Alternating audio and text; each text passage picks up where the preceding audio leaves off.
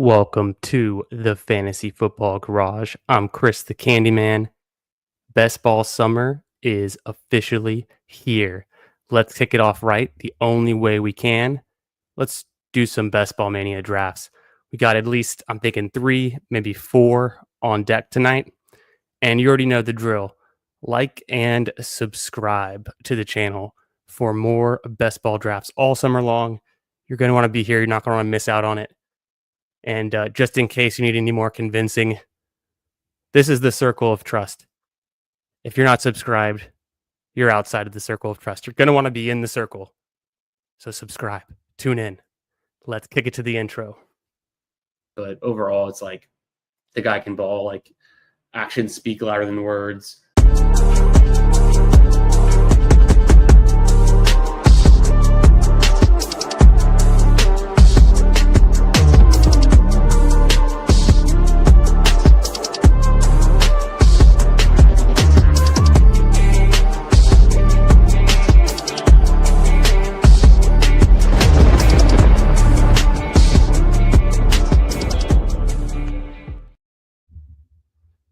All right, what's going on, everyone?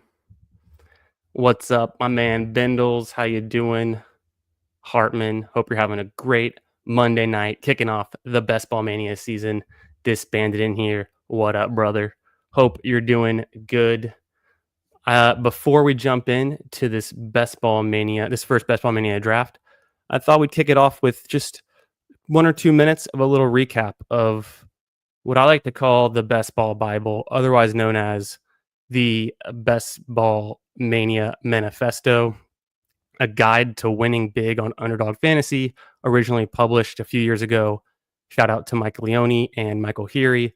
And this is a document that I read probably about twice a year, usually once right before getting into best ball season. So that's going to be right after the Super Bowl and between when Best Ball Mania kicks off. So I actually just had finished catching up today. And then I like to touch base and look back at this about halfway through a Best Ball Mania season. So what are the high points? What are we looking at today that's going to impact drafts on April 28th? Number of live players. Okay, what this chart shows is the expected value of a team with the number of live players they have going into the playoffs. I think this is actually in week 17. 18 players, of course, is optimal, but you can see that only 1% of teams end up that way. You're definitely going to want to have at least 14 or 15 live players. So players who are not injured, who aren't benched, who aren't suspended. Those are dead roster spots. The number one thing that we're avoiding and drafting this early is dead roster spots. We're going to get more information as the season goes on. We're going to get, updated depth charts, trades, all these things. But as much as we can control for, you got to avoid the dead roster spots because the teams that have more live players are just going to have that much better of a chance in the playoffs for playoff EV, which is what we're here for. So I thought that'd be a quick, just little touch base on avoiding dead roster spots, the way that I'm going to do that and still attack these rookies before their prices rise so much. And we've already seen RJ Harvey, 6th round, 7th round, sometimes 5th round, crazy stuff going on. But the way we're going to do it is we're going to attack the mid-round rookies and we're going to fade the late-round rookies until we get more information to avoid those dead roster spots. Is Pat Bryant going to be a breakout wide receiver? Sure, but we can get more information as training camp and rookie camp goes on to, still get value out of him. He's an 18th round or an undrafted player right now. How much could he possibly rise? Could he be going into 12th round? Sure, but when you look at a scale, I'm going to flip forward to another thing in here is draft capital, ADP draft capital. Going from a last round pick to a mid round pick is almost insignificant in the value that you're going to get back. Whereas if you take a player who's a mid round pick and they elevate to a top 4th of the draft kind of pick, so going from a mid round pick to the front half, extremely valuable. So that's what I'm going to be targeting. The way you're going to be able to do that is you have to free yourself up in those middle rounds to not be forced into taking a tight end in rounds 9, 10, 11, 12. Yes, you're going to want to have QBs, but you have to be strategic. If you take a QB there and you can't get a guy like a Scatabo or someone else that could rise up the board significantly. So what I'm thinking is potentially elite tight end, potentially elite quarterback is the way to go early in these drafts. And then in the later rounds, and not every time, but leaning into it. And in the later rounds, avoiding the uncertainty, avoiding the dead roster spots, hammering undervalued veterans who are easier to team stack. So that's kind of the gist tonight as we get into it. What up, Tyler? How you doing, man? And without further ado, let's get into a Best Ball Mania. I'm going to check the poll. Enough of y'all are here that we can, let me just check this poll real quick. And let's see if we're going to be doing 30 seconds, or it looks like 30 seconds is winning. So let's go ahead in the first one. Let me double check that. Yeah, it's pretty close, but 30 seconds. So back out of this. Cool. I think we're ready. I'm actually gonna queue it up from my phone to avoid technical difficulties. Let me just zoom in a little bit here. All right, so I'm getting into my phone right now. I'm gonna join a 30-second Best Ball Mania draft in 5, 4, 3, 2, 30 seconds, 1, 30-second clock, 9 more to start. So if you want to come draft, we got it. I actually did a 20-second Best Ball Mania earlier today, and I enjoyed the 20-second clock. What are y'all thinking? And while we're waiting for this thing to fill 8 more people, let's go ahead and throw on some background music. Why not? Just until the draft gets kicked up. I'm going to turn it down a lot for y'all. I know it's sometimes a little bit loud. Let me know if it needs to be any louder. Well, let's get started. There we go. Getting this thing pumped up. It's best ball summer. We're kicking it into gear. We're excited. The palms are sweating a little bit. It's all good. It's all good feelings. And my first team kicked ass. Let's look at it. I kind of had it up on the screen. You might have been able to see before. Lamar Jackson, pick 47. Yes, please. I'll take that all day long. What up, Putt Daddy? Hope your Monday night is going good. Starting off strong in this Best Ball Mania tournament. We're out here. We're in the streets. I got this Lamar Jackson team double stacked, almost triple stacked it with Hopkins. Kind of glad I didn't. Bateman, likely. I got Kittle stacked up with Purdy at value. Grabbed some sophomore players, a rookie wide receiver. Did all right up top. And you get Justin Jefferson and Marvin Harrison. You can't really complain. Pittman was a little bit of a stretch for wide receiver 3. Reached for Bateman. Could have taken Mark Andrews there. The running back room is fine. I think it's good enough. If Harvey and Judkins are the guys this year that you want, Bucky already ascending. This could be a good one. So yeah, it was fun. Drafted that earlier today. 20-second pick clock. I think it helps. I think it really does help the draft go by quicker and get more in. So I'm doing a 30-second draft. We're still waiting on 4 more people. If you want to get in here, let's do it. And appreciate y'all coming out tonight on opening day of Best Ball Mania.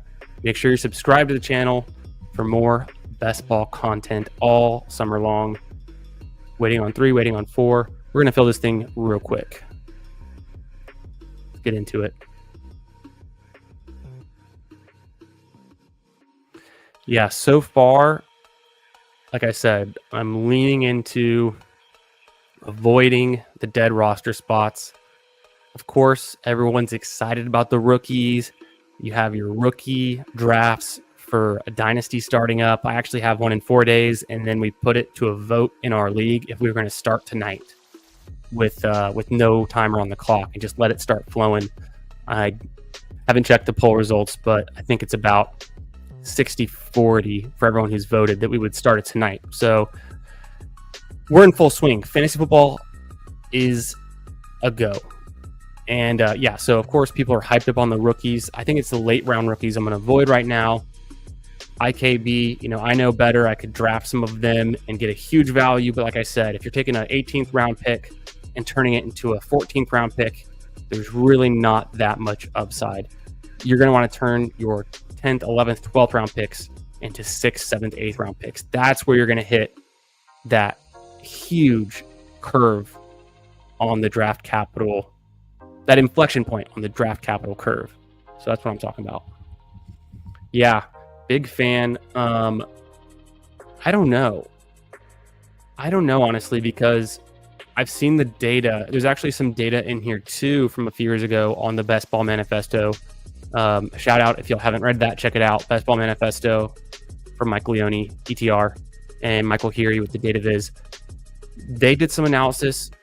It was through BBM3, but on fast versus slow drafts, and it was pretty inconclusive. So when I started drafting Best Ball Manias, this is my third year drafting Best Ball Manias in large volume.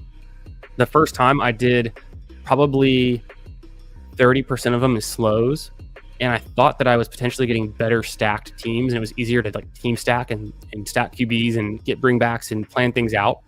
But now I almost exclusively do fast drafts, and I only do slows on some of the time boxed tournaments just to help get more in on time.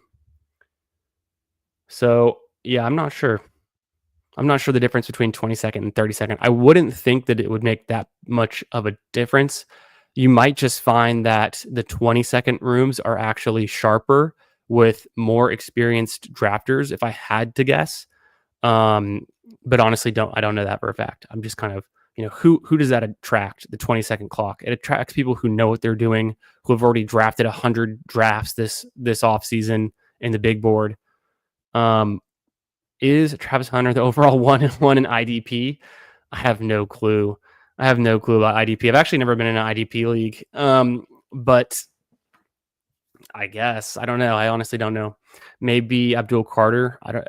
Do you just pick a guy who's a veteran in those kind of leagues? Someone that would be like, I've seen names like Micah Parsons, of course, and I'm sure you could think of other pass rushers that could justify a 101 in the IDP leagues. It's a good question. If anyone in the chat knows, let us know your thoughts if you've got an IDP draft coming up. So I see some familiar names. Sports with Jim.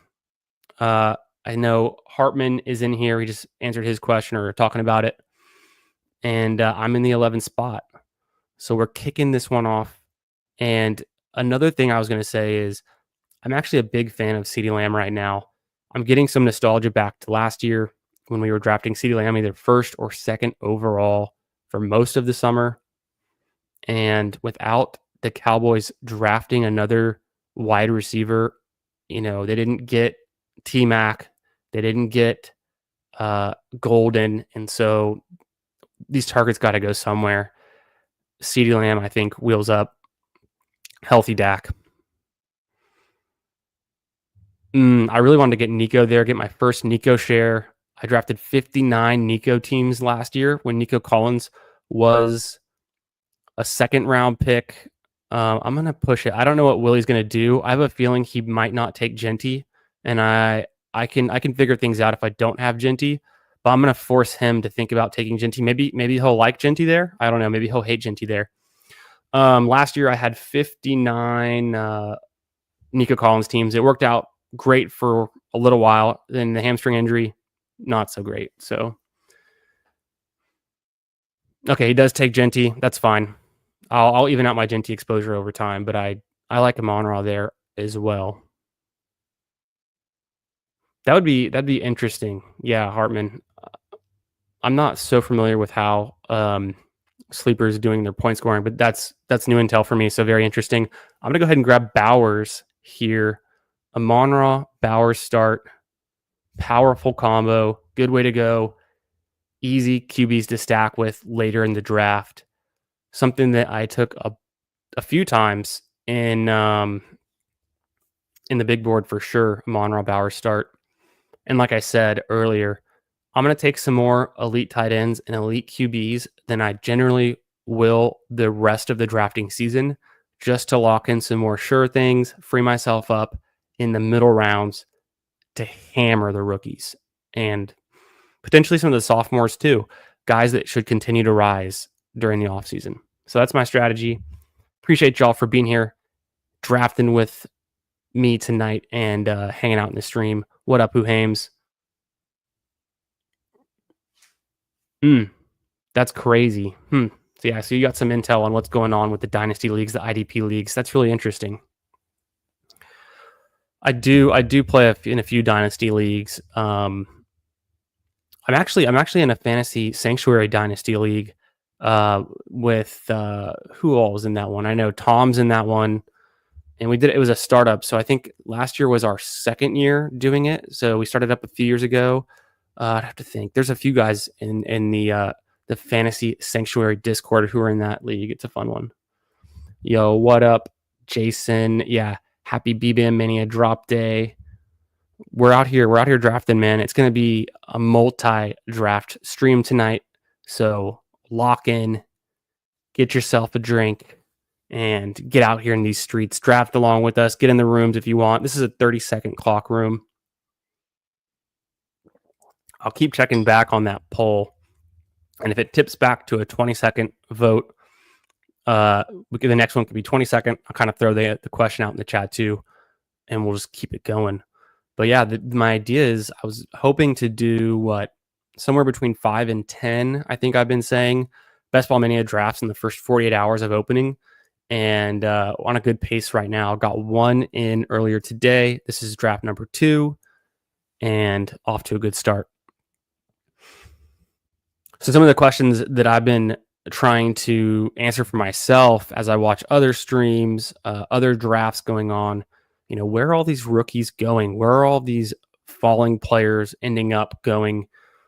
What do y'all think are some of the more interesting names? Because obviously we're all talking about a few of the running backs like Harvey jumping up, one of the biggest risers. There's somewhat of a question around the round 2 receivers. Where should Trey Harris be going? Jack Besh be going? Jaden Higgins? How high can Jaden Higgins potentially go? Is he still undervalued? I've seen him go in the 90s, like 97, 95. There's kind of a run on Higgins and Trey Harris around that range, what I've noticed. But Besh still going maybe 120 to 130s. So maybe a little bit of value on him. Yeah, Besh is not moving in the non-stream drafts. I was thinking that too. I snatched him up in the one draft I did off stream, and so I don't have a good gauge on exactly where Besh is falling to. But I had noticed in my non-stream draft, plenty of players were going at ADP that shouldn't be there anymore, that should be going a lot later, and then a lot of guys were still. You could potentially push them past ADP. It's hard to know if they're players you like. It's hard to not grab them. So I grabbed Harvey at pick 74 earlier. I don't know if he'd come back to 95 or not in that room, particularly. Amon-Ra and Bowers. I also like to see where Chase Brown goes. I think Chase Brown goes nice right there to Hartman. Could be I'm gonna throw it to ADP and then figure out from there. I think for me, it's a Rice team. It's gonna be tough to get an elite QB though if I don't take one here. Yeah, I'm gonna go Rice first. Like I said, I'm trying to avoid dead roster spots. There's some suspension risk. I don't think it's back of the season weighted. There's some injury recovery risk with Rice. Again, I don't think it's back of the season weighted. And then Rice comes in and fulfills the role that he was doing so well to the start of last season. I think he's a smash pick there, obviously. And I can get Mahomes later. So maybe Mahomes, if I just line it up right, getting Mahomes at pick 83 or 6 around there could be nice. Not a true elite QB, but I think that could be the pick. I'm going to grab, I really want either Hampton. I'm going to go McMillan. Well, it's tough. Okay, I'm going to push running back just a little bit. I know I got Bowers, went tight end early. I have something to make up with running back. I think I can figure out running back in the middle rounds, slam some value there. But let me get established with the wideouts that I like. I think T-Mac's landing spot was good for him. I think Bryce Young can continue to ascend. So I'm happy to continue reaching on T-Mac until his ADP evens out a little bit. I'm pretty sure he's been going, round 4. So at the beginning of round 4, I miss out on some of those elite QBs, but it seems like a good team for him. Just really taking wide receivers early, a lot of draft capital there. Jason's saying that Tootin and Higgins are guys that he thinks can continue to rise. Yeah, so where have you been seeing Tootin go is a question I'm interested to know. I've seen, I guess it's ETN, Tootin, and Tank all in a similar range. And so I don't know. Obviously, a lot can change. I want to take the upside swing on Tootin. I'm going to fade Tank. ETN, I don't know what to do with, but we'll have to get more information as the season goes on. In the puppies, I can definitely understand there's a little bit more reluctance to take some of these rookies that aren't just those day one rookies. And so that makes sense to me. I think in Best Ball Mania, people are swinging a little bit harder for upside. Tootin 125 to 110, that makes sense. Like I was saying, I think I want Tootin over ETN and Tank, and I think Tank is the least appealing option of those. But ETN coming off of a Liz Frank injury, you never want that for a running back or anyone. Tootin going close to ADP around 120. Okay, well he was close to that. We were hyping up Tootin during the big board, so it's not too surprising. I have an extra surprise for y'all. I put this together over the weekend. Let's roll the newest clip. Wait, where is it? Oh, I didn't move it up. Okay. All right, y'all be ready for this. I'll make the next pick. But in honor of picking T-Mac, roll the clip.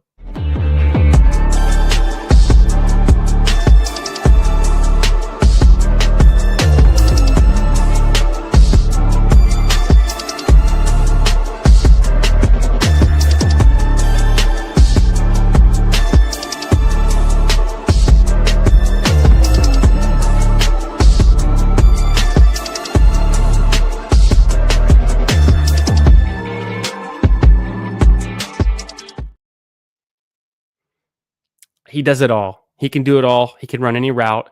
He's got the contested spectacular catch ability. He's got the yards after the catch. He's got the juke moves. He can spin move. He'll do the comeback routes on the sideline. He'll do a crossing route over the middle for some big splash plays. The more they're highlights. The more highlights I watch for McMillan, the more excited I was getting easily. And his numbers speak for themselves. When you watch his highlights, though, and you watch some of those games where he just dominates, he's going to be a guy that's going to be good in fantasy, almost certainly. If he can continue to develop, if he can make some chemistry with Bryce, I think it's going to be nice. I think he's going to be in a nice spot with the Panthers. They're turning that team around. Montgomery is an interesting pick. I might go that afterwards. Calvin Ridley, I do like a lot. I think I can push Ridley. I can probably push Judkins. I look at ADP. Henderson's there. Addison's there. A lot of receivers are there. Let me grab Judkins. Yeah, I'm going to grab Quinshon Judkins. Get my first running back. Big Judkins guy. And I just have my pick of the litter when it comes back to me with pick 62 because I'll take Ridley there. Montgomery could be a nice fit. Getting some more team stack around the Lions.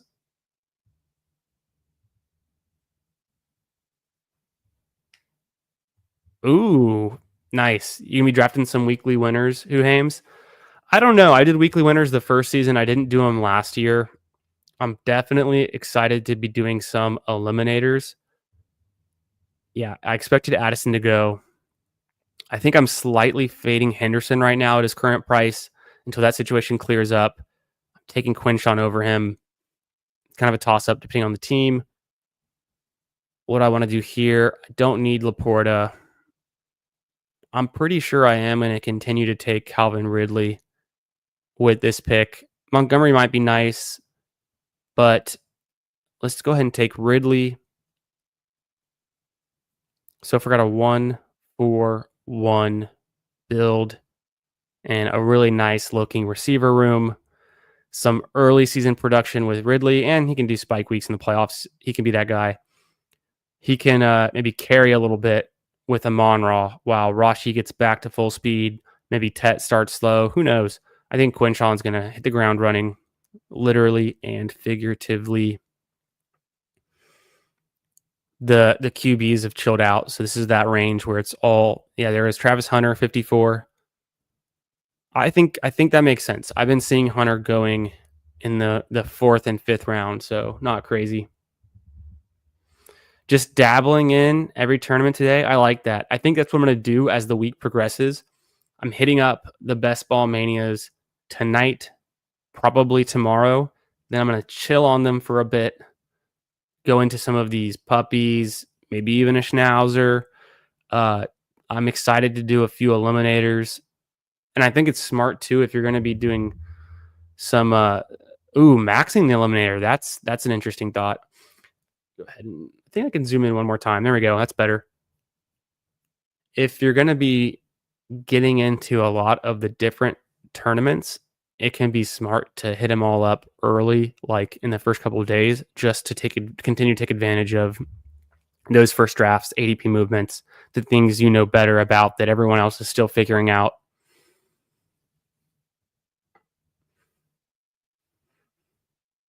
It does feel like, and I mean, I pretty much started out as as anti-running back as you can, besides the fact I just took Quinshon, but it does feel like there's a lot of really safe running back picks in the first couple rounds. I still think Chuba Hubbard and Joe Mixon are smash picks in round 5. I think they can continue to rise back into the 4th round even.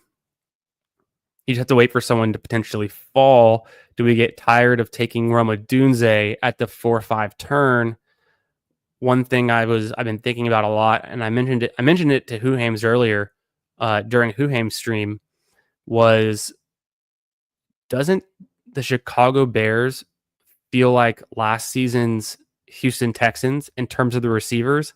Last season, we were taking Nico in the 2nd, Dell in the 3rd, Diggs in the 3rd or the 4th, and then it pulled Stroud up a lot for those stacking pairs. And all of them, maybe besides Nico, were overpriced. Is that something that we're now doing again with the Bears, where you're seeing DJ Moore usually going in the 3rd? He started to fall into the 4th. Odunze still in the 4th. And then we have Luther Burden, the new pick there. We'll see if he continues to hold his ADP or if he's going to fall a little bit. Of course, the other factor is Colston Loveland with the Bears. So there's some target competition in Chicago we have to worry about, maybe just a little bit. Mixon today at 60 is pretty sweet. Pretty good spot. I don't know how often he'll fall past, say, like a David Montgomery or even Alvin Kamara. So that's nice. Yeah, there's some good values out there today if you're out here drafting. For sure. And if you want to draft Best Ball Manias all Best Ball summer long, you know where to find it here on the channel, the Fantasy Football Garage. Make sure you're subscribed. Go ahead and hit that like and say what up in the chat. We're going to be doing quite a few Best Ball Manias tonight. So tune in, get comfortable, and let's get after these ADPs. Almost coming back to me. I don't know if I'm going to risk it with the drafter in the 12 spot or if I'm just going to pull the trigger. I think I'm just going to pull the trigger on Mahomes and not screw this team up. And then at 86, I can figure out what's left over.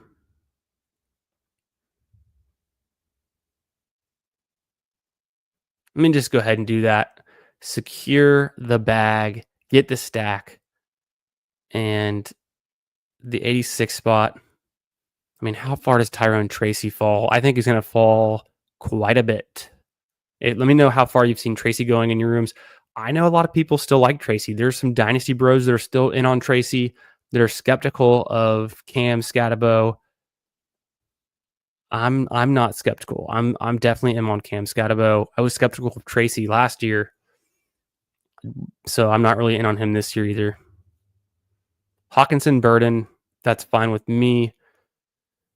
Not really the team for Kyler. Ayuk could be interesting.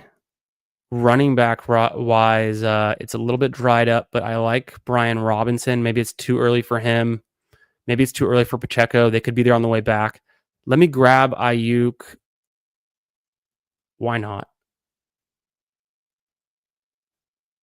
Yeah. I'm going to get Ayuk. It gives me one more out at quarterback. I've really got a ton of outs at QB. I could go Goff late with Bryce Young or Cam Ward. And then Purdy is going to be in that similar range right after Goff. And I got Geno late. So I have a ton of outs.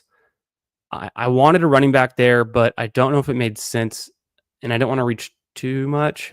It must have been that Pollard was gone is what threw me off. And I definitely would have taken Caleb Johnson as well.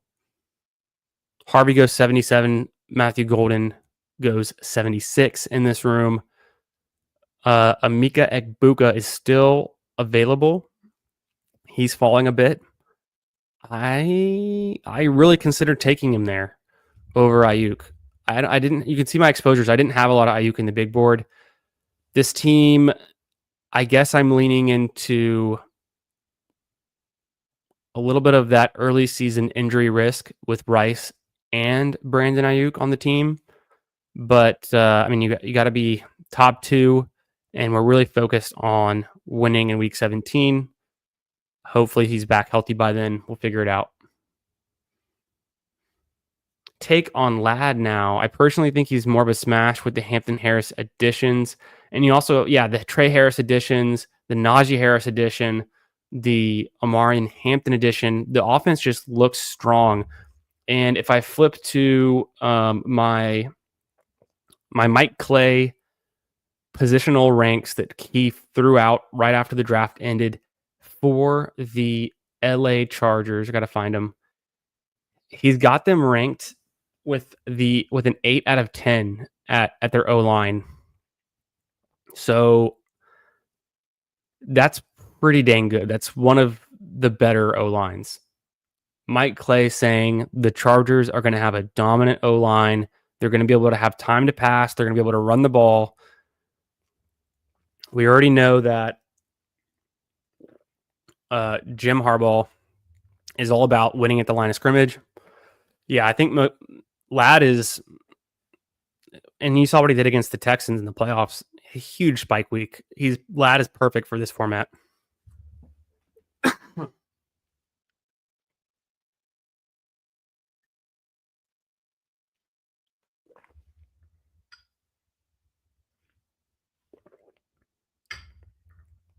I want to see where Ladd went because I've thought about moving Ladd ahead of Drake London and maybe even AJ Brown.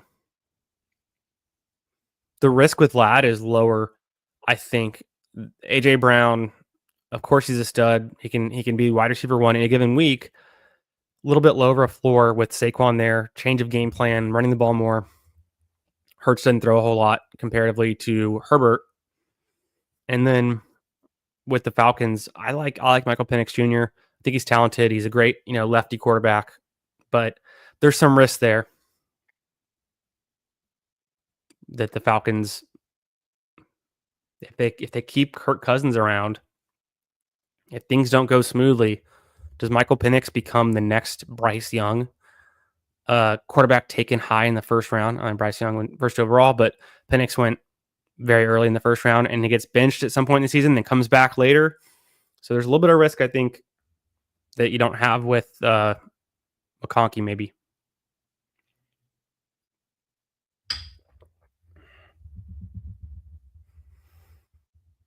Mm.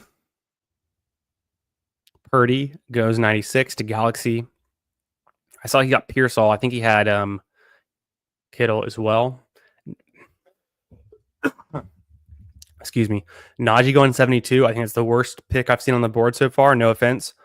Just he's going to keep falling. That's an ADP pick, ADP ass pick if I've ever seen one. I'm going to be fading Najee until probably this range or later. I don't think he has much upside, honestly. The worst part about Najee is his floor now because he's not efficient. If he's giving away touches and if he doesn't score you a touchdown on a given week, he is a terrible pick. Got to get Goff. First things first. Don't mess around. Shout out to Best Ball Overlay. You can see I got my overlay hooked up and I don't miss out on my stacks and I know my exposures and my player combinations. Don't mess around. Get Amon-Ra stacked up. Potentially, this is a 2 QB build. I'm just going to keep pushing Young and Geno Smith and Cam Ward until they're a great value and I can't help but take them. I'm going to build this team out like it's a 2 QB build, though, and a 2 quarterback build. So we'll be looking at probably at this rate 6 or even 7 running backs. I've really ignored the running back position. I could go 7 running backs. McCarthy at 108. That just tells me he definitely would have taken Jared Goff there. Except, I mean, he does have Hawkinson and Addison, so maybe he's just reaching for his stack. He was probably upset that he didn't have a chance at Caleb or Purdy, who went early there. Yeah, he was trying to double stack Caleb even. So Will knows what he's doing. He gets DeAndre Swift. He's team stacking. I like the way he's doing it. He's leaning into the NFC North. And that leaves me with Pacheco or B-Rob.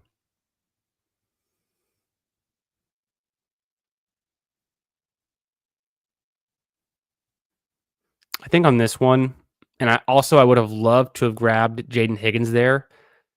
We'll see if I can. I mean, I know there's almost no chance he comes back around now, but I'm good enough at wide receiver. I obviously needed structurally to probably get my second running back by then, and then team stacking it with the Chiefs just makes a lot of sense. If I look back at the board, the other thing that I noticed was Kelsey went 105 right before me, and I would have only considered, Kelsey as another stacking option at 110. Xavier Worthy's long gone, but there's still a player or two that I could stack. I think I'm good though. I mean, I've got the single stack and I've got the running back. So that could be enough. I've also got a single stack with Detroit, although there really aren't any other pieces on Detroit to finish out my stack with Jared Goff. So what I'll do is maybe I do lean back into the Chiefs at some point if available. Higgins going 113 is pretty nice.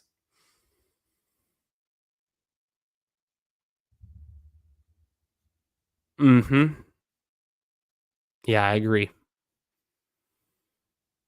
Yeah, I know. I think we've talked about that a little bit. And then I agree, Jason. I think it's really tough to get excited about Najee when they drafted Omarion Hampton, who's a dynamic running back, a workhorse, can catch passes, can do it all. He's more explosive, younger, everything, pointing up. So the thing with Najee, it's like if the volume was there, that was his upside. That was his floor. Without the volume, if he's splitting touches, if he's losing out on the high value touches, losing out on the passing game work, what's going to happen? You're going to have Najee inefficiently with 3.5 to 4 yards per carry, getting 10 to 12 touches. So you're getting less than 40 yards, a few catches thrown in there. Let's say he's at 50 yards. If he doesn't score a touchdown, he's useless. He's not going to hit your lineup. You can't be doing that at pick 70. You need guys that are going to spike and hit your lineups. So enough on that one. But I'm pretty much fading Najee. I would take Jordan Mason potentially ahead of Najee, I think. I'm also kind of fading ETN at this point now. I definitely want Scatabo ahead of Najee. I'm actually fading Warren too. I think Caleb Johnson is going to be an incredible running back in the NFL. You see the coach speak today um, from the Steelers during their press conference. He had Mike Tomlin on, and they said, "Hey, you've got some smaller running backs with Jaylen Warren, some small stature guys with him and with what's his name? It's escaping me right now because I'm just keeping track of the board. But running back. Kenneth Gainwell, who they just signed, smaller guys. Does that influence the reason why you drafted Caleb Johnson, because he's like a bigger stature guy?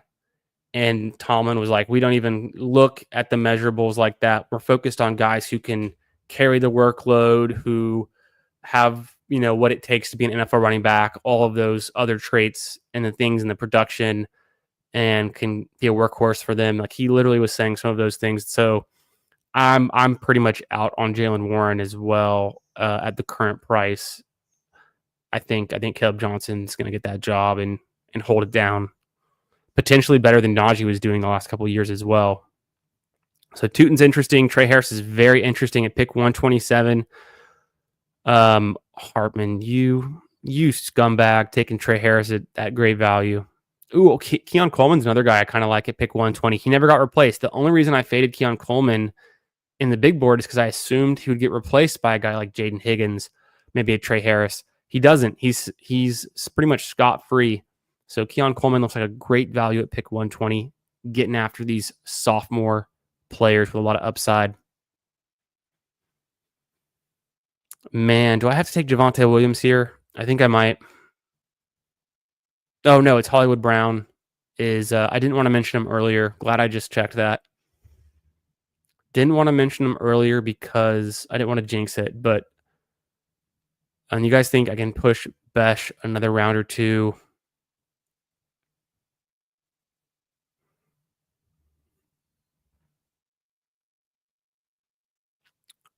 There's no more Lions I'm going to want. I just got the last Chief for a while that I'll probably want, and I think I'm good with 3 stacked up with Mahomes. So now it's a free-for-all, just taking the best players available, the fallers. Pick 134. I don't need QB, and I don't really need tight end. Kincaid is interesting. I heard some interesting beat writer talk about Kincaid lately. I've heard some. I don't know about this team, though. I need running back, obviously. We're looking at running back. I'm fading Ramondre, but does he work here? No. Gonna go with Javonte, even though I think missed my pick. Well, I had him queued at least. Even though I think Javonte Williams, man, it's been tough after he's come back from the knee injury. He's just not the same. I was completely fading him during the big board, assuming that Dallas would replace him with an early running back. They take Jaden Blue, my boy, Blue, and what was it, the 5th or 6th round, right? Was it that late? And so day 3, as it was, yeah, of course Kincaid goes the next pick, but I was thinking about it. In a different build, sure, Kincaid. But like I said, we're trying to hammer these mid-round guys that can rise. Isaiah Pacheco should rise up. He didn't get replaced. Rashad Smith, I don't think, can do everything Pacheco can do. They might complement each other. And Javonte Williams is going to complement Jaden Blue very well. Javonte maybe being more of the between the tackles guy, and then Jaden Blue, who we know has some fumbling trouble, is a very electric, explosive, fast player, great at catching the ball out of the backfield, maybe more of a third down kind of back in a true sense. So, and then also Jaden Blue's very young. He might need some time to develop in the league. He might not be an impact player year one. Maybe he's actually a better dynasty value as a rookie. And Javonte has a little bit left in the tank before he's actually done. Maybe he comes back as a career year stronger than ever since it's been, 20 months or whatever since the knee injury. Let me catch up with y'all. Let's see. The JJ guy probably takes him if he doesn't pull JJ. Yeah. Isaac Tesla, I know what y'all are saying. Isaac Tesla for sure. I just think it's too risky. He's only a third round draft capital guy. Too risky to take an Isaac Tesla in round 18 this early in the offseason. For me personally, I'm trying to avoid the dead roster spots. I'm excited about Isaac Tesla, but look at his production at Arkansas. He had some electric plays. He wasn't very productive. He's not the youngest guy in the draft class. JMO's not traded yet. Laporta's going to eat. 2 running backs. It's a crowded situation. Isaac Tesla got a lot to prove. The drumbeat keeps going and we get some good news. I'll be drafting Isaac Tesla with my golf stacks in August and July even. But this is just too early for me. I'm trying to avoid the overhype on the rookies and avoid the dead roster spots on these super early Best Ball Mania drafts. On a puppy, yeah, give me Tesla in like a puppy though. But in these Best Ball Manias, I'm trying to make these teams really meaningful. The only reason you get plus EV drafting this early is to avoid dead roster spots and get ADP risers in the middle rounds. So I take a guy like Javonte because he fits that bill. Maybe Hollywood fits the bill a little bit. Pacheco, I think, fits the bill as well. So the 2 running backs that could rise up, Pacheco could be going definitely ahead of Tracy, definitely ahead of Najee Harris, maybe in this range, this 80s range. Maybe that's too optimistic, but what else are the Chiefs going to do at running back?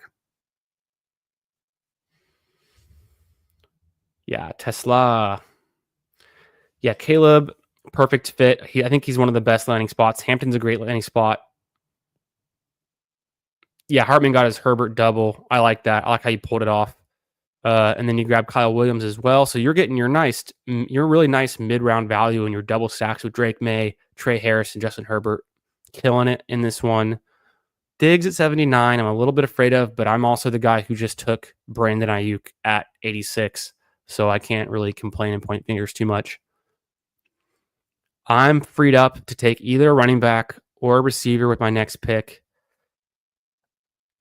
Stroud falls to 48. Don't expect that to happen very often. Did Squinty Rice stack him up? We'll have to find out. And he didn't. I guess he didn't have Jalen Noel because he was right there. This is still too early for me to get a third QB, even though Cam Ward is there. Just not worth it. I'm going to go with either Jack Besh here or the best running back I can find. I guess I'm more optimistic about Devin Neal than others. Of course, he's still fighting for his role to be the number 2 in that backfield. So maybe it's too early to consider Devin Neal a good value at this pick. I'll see, maybe he's there later on too. There's some other running backs, some rookie running backs later on that'll be there. Algier is an amazing pick, I think, in this range. He's a guaranteed number 2 on his team, and he's just a talented running back. So going to bet on that.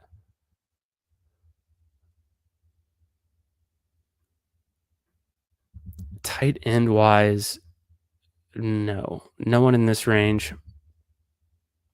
So like I said, Cam Ward, Geno Smith, Bryce Young, of course, goes. So I'm not that surprised. But can I push one of these guys to my next pick and make it worth my while to go 3 QB? Because I don't even need a third QB on this team. I've got Mahomes and Goff.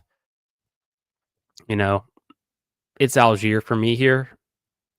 And then I'll get a sweet payoff if I can get a third QB stacked up with either T-Mac or Ridley. I'm going to do it at a big discount at pick 179. Actually, I meant Geno because Bryce Young went, but I was thinking of Calvin Ridley. It's really Geno Smith with Brock Bowers. And anyways, I get Jack Besh, so that's cool. I might be setting myself up for a double stacked Geno. Fingers crossed. I'm trying to think who else would want him. The Genty drafter is on my right side. Where's Jacoby Myers? And then we'll check in with the CJ Stroud team. So yeah, Jason Calhoun. That's why I'm not really going Tesla around 18. I'm deathly afraid of the dead roster spots. Flip over to the Best Ball Manifesto. We were just talking about this when the stream kicked off. Thank you all for being here in the chat. Make sure you're subscribed to the channel. hit the like for me. If you're not subscribed to the channel, I got to show you why you should be. I'll give you some convincing reasons. Oh, I've already got it up. Okay. So this is the circle of trust. Okay. Subscribers, me, Jaden Daniels, offensive rookie of the year. We're all in the circle of trust. If you're not subscribed to the channel, you're not in the circle of trust. You're going to want to be in the circle of trust because we're going to be drafting all summer long, dropping tidbits, intel, having fun, and you're not going to miss out. So get in here and subscribe. The ADP draft capital is the biggest payoff at the inflection point here in the middle, taking the guys in the middle that can rise up. In the 18th round, the guys can only rise to, the bottom of the tail of the ADP draft capital curve. So getting an Isaac Tesla who could at best pay off this much value isn't really worth it to me when he could end up being a dead roster spot. So this is the Establish the Run, Michael Leone's Best Ball Manifesto. Check it out if you haven't. It's the Best Ball Bro Bible, in my opinion. I've read it every offseason going into best ball draft season. Let's just check where we are here. We're good, 9 picks away. Dead roster spot is a player who's benched, injured, or suspended. And you're going to want to be in a situation where you've got 15, 16 plus players in the best ball playoffs. If you take an Isaac Tesla, you're going to have a bad time in taking him in April. If you draft him in August or July, when we have news that he's going to be a starter, JMO's traded, other good things are happening, you're going to have a good time. You can have more live roster spots, but the risk right now is just a little bit too high on some of those guys for me. So I want to hammer the rookies in the middle rounds where the draft capital for them justifies taking in them, and there's more certainty they're actually going to start and play on those teams, and you can avoid the dead roster spots. So that's just a little bit about why no Tesla in round 18. I think we've talked about it plenty, but I think he's good. I think he could be good. It's interesting. He's a player I'm going to be targeting in dynasty rookie drafts coming up. Herbert went 146. Yeah. I've had to avoid some QB fallers as well. See, there's Cam Ward going 174. It's almost working. I wanted to check in on Stroud and see what happened there. So he doesn't have Nico. He doesn't have Jalen Knoll. I didn't see him get Higgins. I don't know. He took a naked Stroud because of the ADP value. I don't think that's a great move because you really can't. Maybe you can backstack him with Dalton Schultz. So there's maybe one way out. Okay, Geno here for me. I'm going to do it because of the double stack. Unless, why would I take Dowdle though? I've got 4 running backs. I don't feel completely out in the cold. It's going to be a 6 running back build, 3, 6, 7, 2. Does that make sense? Yeah. Let it rip. Let's get Geno here. So it pays off to wait, to be patient, to push it. I get Geno 20 spots past ADP. At this point in the draft, these are all $1 auction bids. You kind of, if you've been in the stream before, you know my philosophy. About after pick 140 or so, these are all $1 auction bids, and get a little bit of ADP value. But I was able to get Algier and Besh instead of taking Geno where I had to. I maybe wanted Rico there, so instead maybe I'm going Devin Neal. Unless I'm thinking it's going to be Devin Neal. Let me get Devin Neal. I still like Devin Neal. Very productive at Kansas. Potentially can be kind of a workhorse back. I had a lot of them in the big board. Not the best landing spot. I think he's going to keep falling. Alvin Kamara holds down the job. He is getting a bit older though, and the Saints are just in a really bad position as well. The Saints have, according to Mike Clay's um, his latest since the NFL draft, he came out with his positional rankings. Like overall, let me find the Saints real quick. He has They've got to be bad. I gotta assume they're bad. The New Orleans Saints. Let me throw it over to the board. Y'all can keep looking as I can't find the Saints just yet. I have to look at it a little bit deeper. He has the who are we looking for? New Orleans Saints with a 5 out of 10 for O line. So really poor. Their only their strongest part of the team is 8 out of 10 for running back. So that's Kamara. That's Devin Neal now. Maybe Kendre Miller. But I think Devin Neal could replace Kendre Miller in the 16th round. I'm not really having to bet too much draft capital on that. I don't think he's a dead roster spot because running backs can kind of rotate through. Injuries can happen. Maybe he becomes the RB2 behind Kamara. I don't think he has the chance of being the RB1 there. Worst case scenario, he's the RB3 and doesn't do much. But as long as he's not completely out of the picture, if they're still at the end of the season trying to get him some touches and see what they got with him, which I think they will be, not a dead roster spot, just not the most exciting upside. And that's why he's going at pick 182. Some of the running backs had some poor landing spots. He was one of them. Giddens is another one of them in some ways. What up, Seth? How you doing tonight, my man? Hope your Monday drafts are going awesome. Pulled up Tesla up around the 15th. I think he goes to decent draft capital. Yeah, but I agree. I agree, and I'm not out on Tesla. It's the third round wide receiver hit rate in the first year is just so low, and so until I get more of a drumbeat, rookie minicamp news, JMO gets traded, any other kind of news that's going to be like bullish for the Isaac Tesla case, I'm just not going to risk drafting a player, a wide receiver who could be, the 5th or 6th in targets on his team where it currently stands. Well, when I could be taking a guy that is either higher on his team, wide receiver 3 or a tight end, which I still need on this squad. I'm pretty sure I've only got one tight end. I got to figure out tight end with one of these next picks and then running back. Let me make sure I'm done at wide receiver. 1, 2, 3, 4, 5, 6, 7. And I like the ones I've got. If I took 8 wide receivers, I'd have to stop at 5 running backs. Do I have 5 running backs I like? Maybe a little bit. Maybe I could use a little bit more at running back. I definitely have to go tight end, and then I'll just kind of toss it up and see what I should do. So one tight end and either running back or wide receiver could work on this one.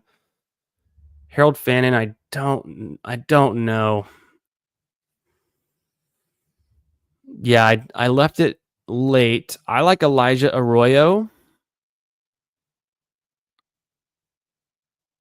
Get some Harold Fannin.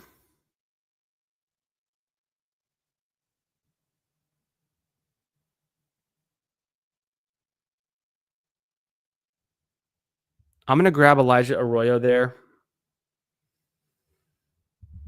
And then running back wise, I think I want Jarquez Hunter, Jalen Royals, Brashard Smith. I already have Pacheco. I don't think I want Brashard Smith. Let's see what y'all are thinking. I'm like so far behind. I'll catch up with y'all in a sec. Make this last pick real quick. Jarquez, and then just go 7 wideouts because I hit it up so heavily early on. I don't want to keep stacking KC.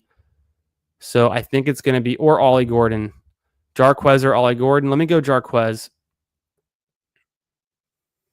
I wanted to get another running back in this build because I'm pretty strong at wide receiver.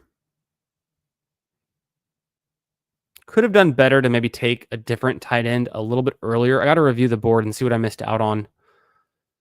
Let me just zoom out just a little bit to give a wider view as I look at my completed team. I would have liked Juwan Johnson there, maybe better than Elijah Arroyo. I've heard a lot of bullish things about Arroyo, though, and I've been on him all off season long. Otherwise, nah, I think it's all fine. Getting the Geno Smith pick is why I got a little sidetracked at tight end, a little bit behind. Maybe could have done Schultz over Devin Neal. So looking back on it, or maybe Mason Taylor, because I'm definitely Mason Taylor over Arroyo. In any case, let me catch up with y'all. Appreciate y'all all for being here and chilling tonight. Make sure you subscribe to the channel. Best Ball Mania all summer long. Best ball drafts. Yeah, that's the other tricky part is if I refresh it, I sometimes get the error. So I don't even know if it's worth it to look back at that one. We're going to jump just right back into another draft. Let me catch up with y'all real quick. We just finished that one off. It was a 3-6-7-2 build. Does that add up? 3-6-7-2 build. We had double stacked Geno Smith with Jack Besh and of course Brock Bowers. I had triple stack Mahomes and then a skinny stack Amon-Ra St. Brown and Jared Goff. Hartman was in there with us drafting. His team was looking good. He had the stack with Drake May and Justin Herbert. But let me catch up with y'all in the chat. Throw on some background music, and then we'll get into... Oh, that's backgrounds. We'll get into another Best Ball Mania draft real quick. I'm going to check the poll and see if... And let me know in the chat. I'll catch up to that as well. Do you want to do a 30-second more chill, 30-second clock for the picks to more of a chill draft, or do you want to rip them at 20 seconds and get through this next draft? What do you guys like better, 30-second Best Ball Mania or 20-second Best Ball Mania? And then gotta say what's up to all the homies in the chat. We got carried away at the end of that draft and was really focus mode. Traded to get him. Okay, so about Tesla again, trading up. 102 and 2/3 next year move to take Tesla. So they really like him. So this is bullish. I still will say it's very hard traditionally for round 3 running backs to pay off in year 1, but it's not impossible. Double stacking Diggs, Kyle Williams, and pulling him into the 130s every. Yeah, I like that plan. What up, Steve? Hey, it's going great. My man just finished the second Best Ball Mania draft of BBM6. Did one off stream earlier. Just finished the first one with the stream. We're gonna do a few more. We're gonna be here tonight, drafting, having a good time, and yeah, man. I know you had a good stream earlier today. Everyone's out in the streets. Everyone's streaming right now. It's been amazing.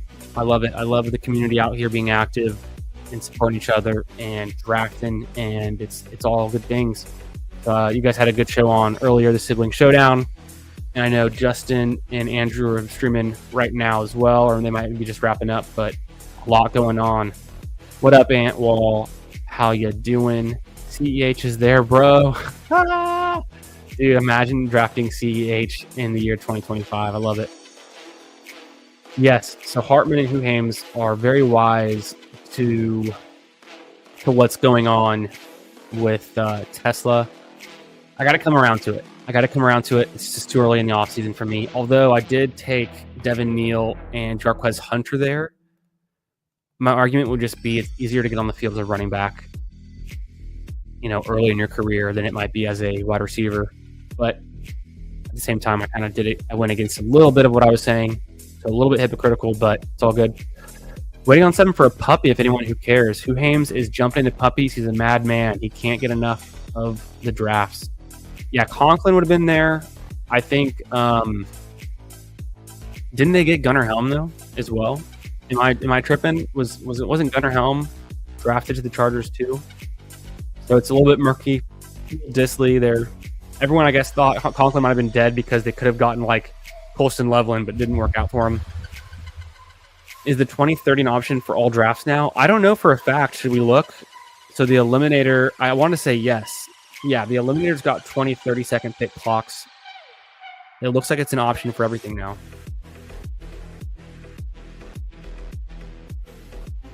Nice. Gotcha. Yeah, 100%, my man. 100%.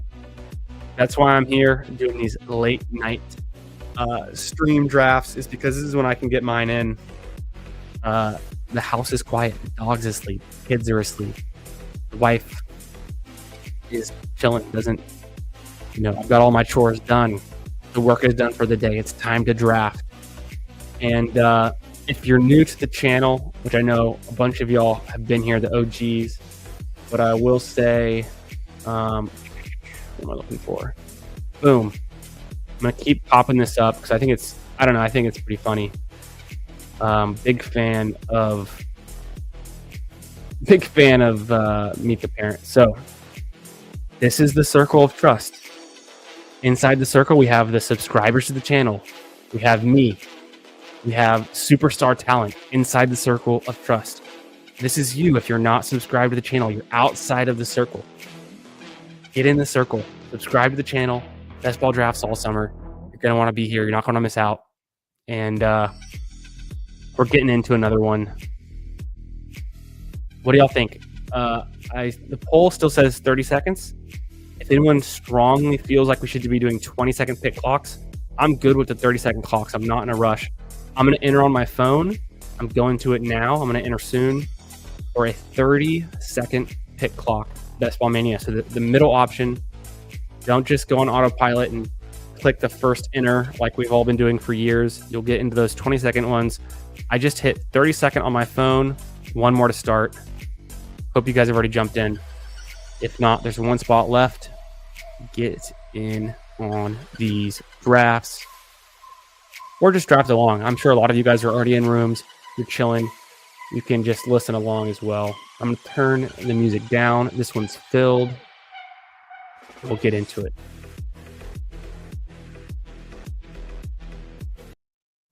All right. Who do we got? The regular. We got Hartman's back in here. I recognize... Okay, Jim's in here. So maybe we're just on the similar schedule as Sports with Jim. Wasn't he in the last draft? Maybe he's in here. If you're in here, come say what up, Jim. Or not.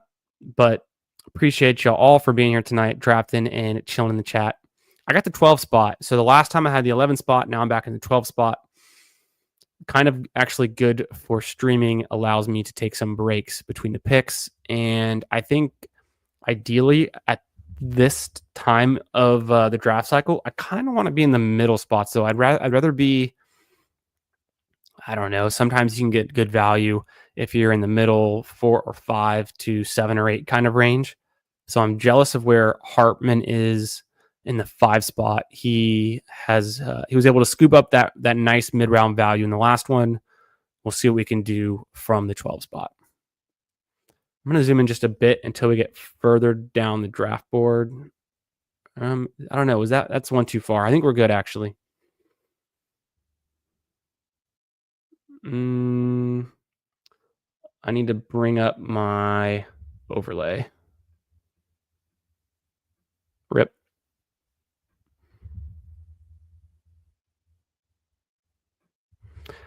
OAC Dab K. Yeah, hit the Dab K. I don't really recognize Dab K especially.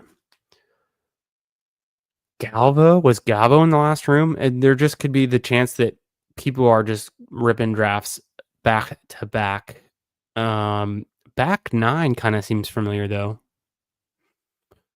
Usually, and I noticed this last year in Best Ball Mania, if you're consistently drafting in a certain time slot, which my time slot's typically this like 9 p.m. Central plus, and then late into the night, just because of, like I said, getting my day's work done and shutting down the house. It was so funny. Cody and I, we must have been in it felt like a lot more than it was, but we were in at least 4 or 5 Best Ball Manias, and then another 4 or 5 other smaller tournaments, time box tournaments throughout the summer last year. Half the time, when we weren't even on stream together, like we'd just be like drafting on our own at either our desktop or like on our phones, and we would see each other in the draft room. So we had on a similar schedule last year. A bunch of other names too. I bet if I looked back at some of the drafts from last year, I would definitely notice some more names. But always a fun thing to see who's in the streets. What overlay do you use? I've been looking for a good one that's reasonably priced.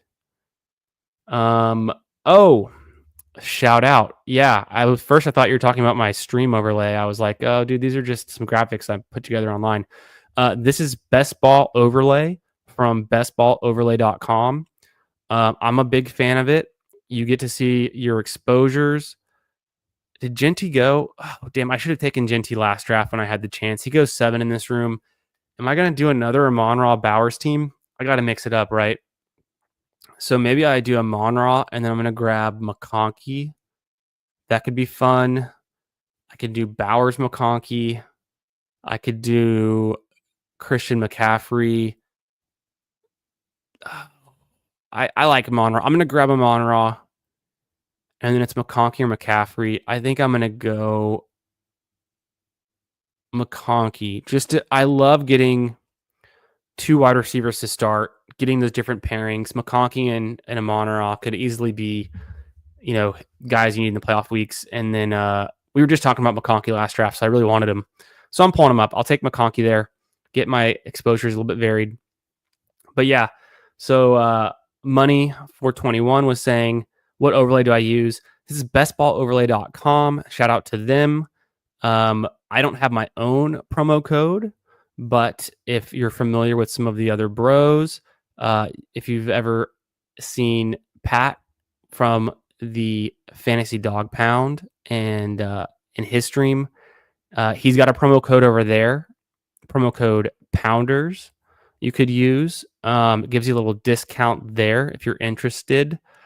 I'm a big fan. It shows your exposures, your amount of dollars you've got per player, and these are the last that I updated it. So these are still from like the big board and the little board and those ones. And then it'll give you your stacking partners. So once I draft QBs, it'll highlight my stacking partners. There's also a combination tool that'll show you how frequently you've drafted certain combinations of players. I could pull that up. For some reason, I'm still not trusting Underdog's desktop Chrome browser setup.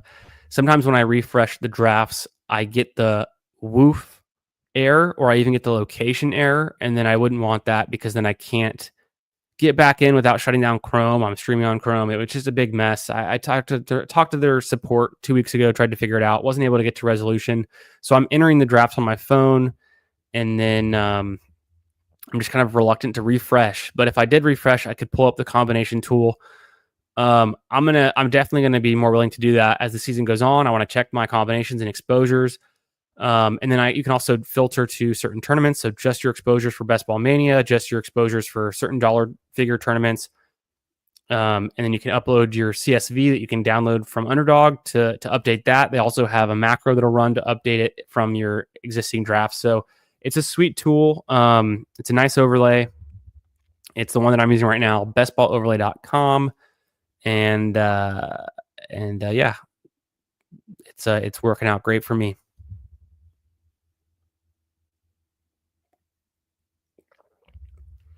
And I appreciate you coming out in the chat tonight. All y'all being here, having a great kickoff to Best Ball Summer. I'm kind of seething a little bit right now. I wanted the potential chance to get Genty. I don't know why I assumed he'd be there again at the 1-2 turn, because he was there last time and I didn't take him. I pushed him from 11, tried to get him at 14, didn't get him. Won't make that mistake again. But no, Amon-Ra St. Brown and Ladd McConkey is a fun start. Definitely a good start there. I'm going to see. I might go, since I didn't take Bowers, didn't get McBride, and I'm not in a good position to get Kittle. This could be one where I do take Laporta. Could be one where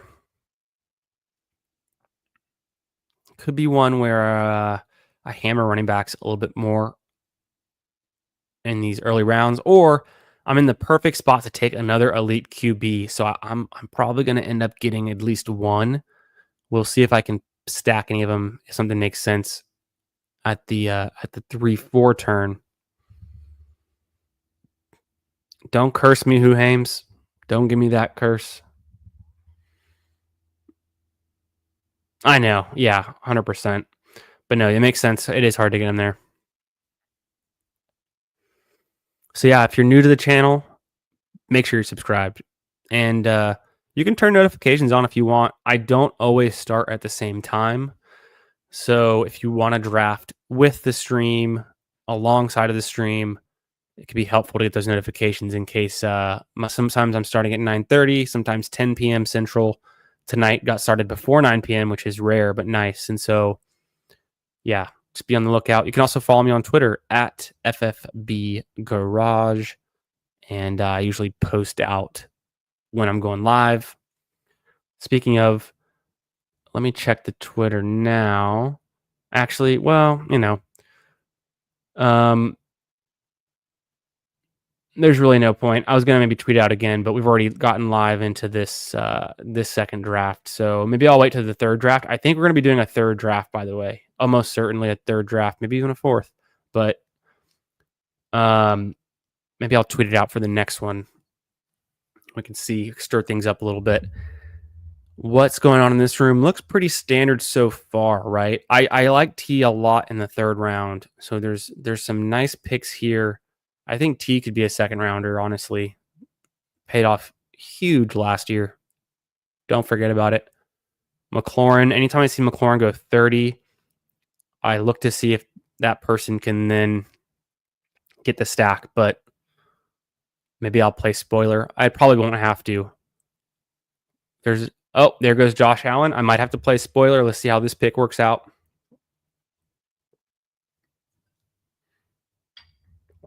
DJ Moore, who is going to keep falling. I'm in the same situation I was last time.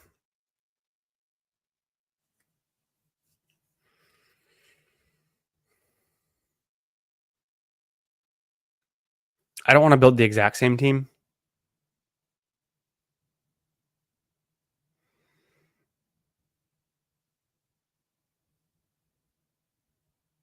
I'm going to grab Jackson and then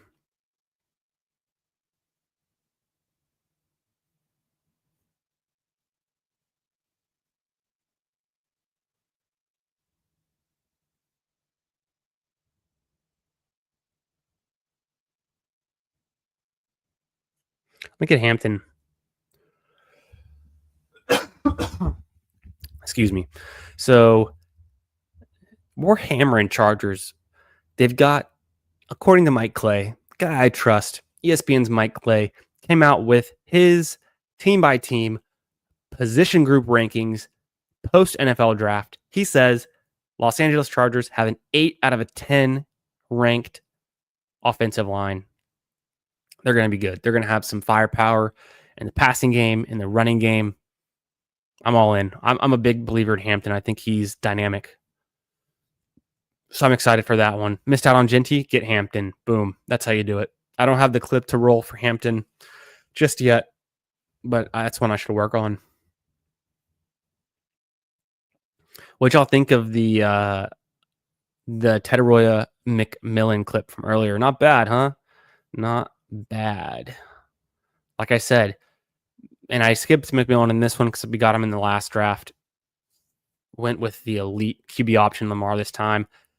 For a half second, I thought about taking Zay Flowers there, but it's hard to take Zay Flowers at 37. But what did y'all think about Tedoroya McMillan, about his landing spot and him as a prospect? I'm pretty in. I think it was a good landing spot myself, and I think he dominates at every level of the field. Oh, you love to see it. Holy smokes, getting Justin Jefferson at 6, Achane at 19, McLaurin at 30 and 43, Jaden Daniels. We might just close this draft out and commit to opening a new draft, because I don't know how we're going to advance past that team. It's not looking good. That's a strong start. Let's see if Galv can land the plane, but I'm really jealous of his team so far. That's pretty good. That's pretty hard to beat. I don't hate my team, but that's looking good. Chase Brown goes 32. Keeping tabs on that.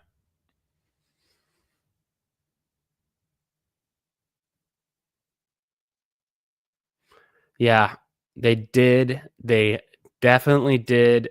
I would agree with M Money that they didn't have the pieces they needed last year for Bryce Young to thrive. You gotta help your young QBs out. Don't bench him for Andy Dalton. Give him some running back depth. They kind of tried to do that. Chuba worked out. Jonathan Brooks, RIP, Achilles again, or ACL again. And then, I mean, Thielen's fine, but he gets injured, misses some time, and they had no depth. They had David Moore running routes. They had undrafted free agent Jalen Coker running routes. I don't think we see that again. They took McMillan with their first pick. I think he's going to be an instant, fantasy viable player. And this one, he goes pick 45. I think the days of him going past that are soon to be over. It's a good value in my mind. Correct me if I'm wrong. Didn't they get the Panthers? I'm going to Google it over here. Panthers draft. But they also got somebody else. Wasn't it Ao Manor? It was Jimmy Horn Jr. and Trevor Etienne. Was it anyone else? Was it? Ao Manor must have gone to the Titans, and I was just getting them confused. I think that's what happened. Yeah. So no, they really just got McMillan. Not a ton of depth behind him then. Whoa, you know what it was? Didn't the Panthers just sign Hunter Renfrow? Not related to the draft, but yeah, looks like it, Hoot Hames. What up, Meat? Hope your Monday is going well, my man. Hope you're getting into these Best Ball Mania streets and having some good luck with your ADPs. Yeah, not a fan of the player. Okay. Don't feel comfortable getting fit. Yeah, exactly. I can agree to that. I'll have to show you this. I'll have to show you the T-Mac clip the highlight clip that I whipped up at some point, and maybe we'll start to change your mind on that. But I get what you're saying about the player. Some people are in or out on him. I think he's just super productive, and it's hard to argue with the production. Yeah, Etienne was one of the guys who went there. I like Etienne as well. He had a huge game for Georgia against Texas, so I've always thought he's good. Okay, pick 60 and 61. Not a lot to do with the Ravens here.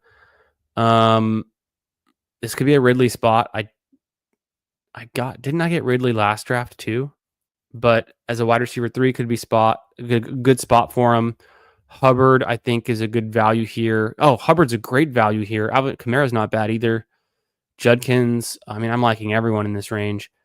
I'm going to skip out on Addison to go with Calvin Ridley, who could be the wide receiver 1 for that team. Give me my wide receiver 3.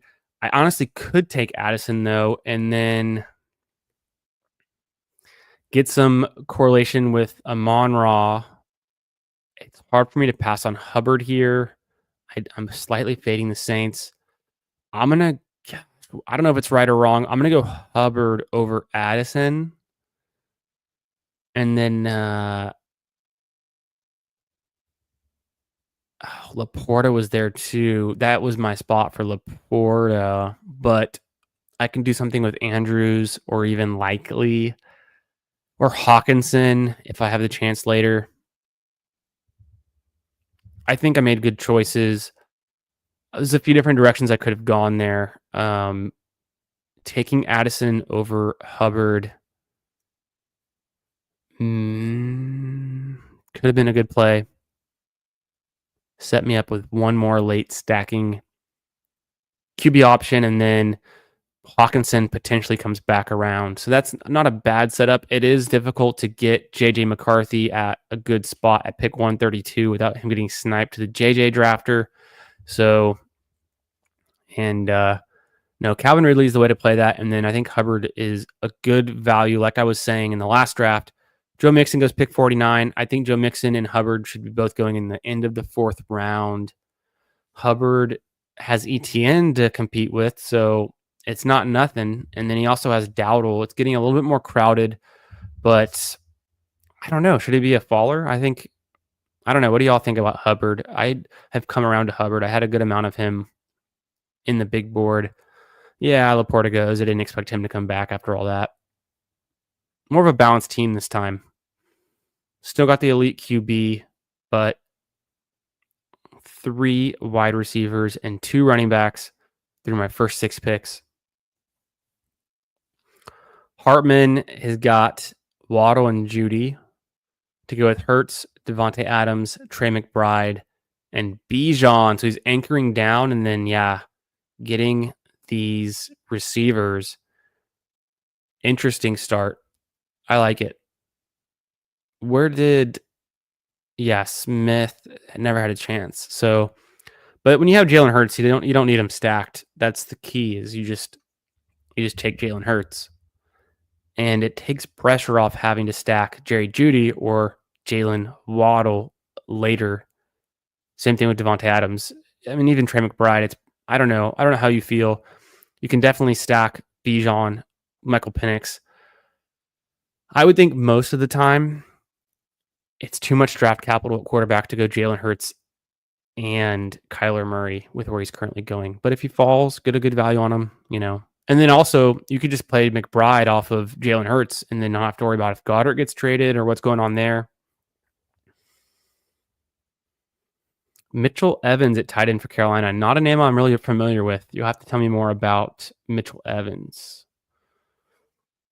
Go to team without a center. Hard to fade. Yeah, 100%. And then, the D is bad. If I check those Mike Clay ranks, he's got defense in there too. His overall rating I'll have to find, the font's just so small, I can't find it very quickly. But the Carolina Panthers,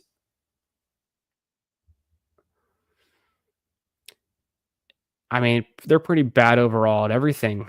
They're one of the worst teams overall at everything. So, yeah, pretty bad on defense. Pretty bad. They've got a good D-line at least. He's got him for an 8 out of 10 D-line, but bad everywhere else, really.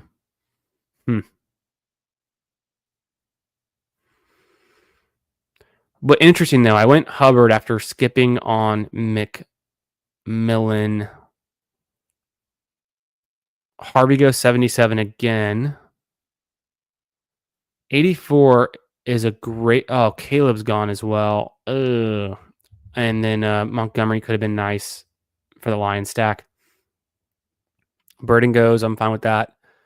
I'm really into Pollard. Hawkinson in this range is good for me. I only have 3 wide receivers, so do I need a tight end this early? Probably not. I probably want to go wide receiver. So then, who am I looking at? I know I'm going to go Pollard. Push to pick 108, 109. So Pollard, and then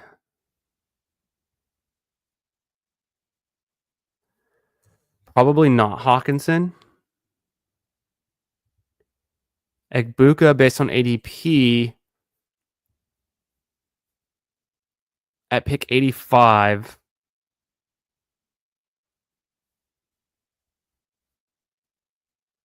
I think he's talented. I still like him. Even though it's crowded, bet on talent. Figure out the rest later. I took Ayuk last time, so I want to get it different this time, and I kind of regretted not going with Amika last time. It's a tough landing spot. Does Godwin, is he slow to come back? I know he can beat out Jalen McMillan. Is there enough targets to go around? Is it become K-Dot and the odd man out instead? Take some of those targets. Does Mike Evans start to slow down a bit? Does Igbuka come on really strong at the end of the season? Always I can kind of argue for taking Igbuka there. Yeah, because I skipped out on Hawkinson, I'm really needing to get lucky now at pick 108 for tight end. There's some options there. Otherwise, it's QB, which it's all going to be playing into, can I get Goff? Can I get Herbert, which I should be able to? One of them with Lamar would be really nice. If not, I could go Ward later. Of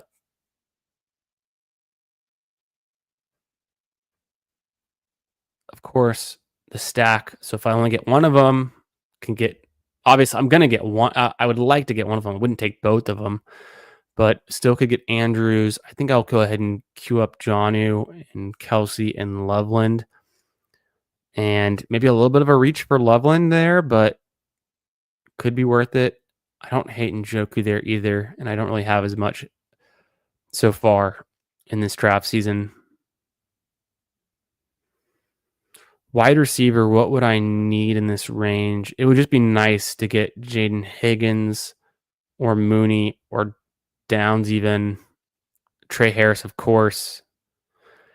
If it ends up being Herbert, I might pivot off of Andrews and then go Harris, but I don't know how far I can push him in this room if I don't take him there. I'm good at running back for a while with Hampton, Hubbard, and Pollard, so I don't feel like I have to necessarily take one of these guys, although a lot of good options coming up. I think I just queued way too many players. It's going to be hard to deal with all these queued up players. We'll make it work. Go back to the board, see what's going on. After I took Tony Pollard and Egbuka, Swift goes 86. So you saw it here first. Someone who likes DeAndre Swift more than I do, but I still think a good pick. Najee goes 90 in this room. Completely different than what we saw in the last draft where Najee went to pick 70-something, 77, 72. 72 in the last room. So 90, still too early for me for Najee. Jalen Warren, 91, still too early for me personally. And then we get the quarterbacks, the run-on quarterbacks. Christian Kirk, 97, I think is too early. It's kind of sticking to ADP. With the two rookies there now, I think it's a toss-up what Kirk's role is going to be, honestly.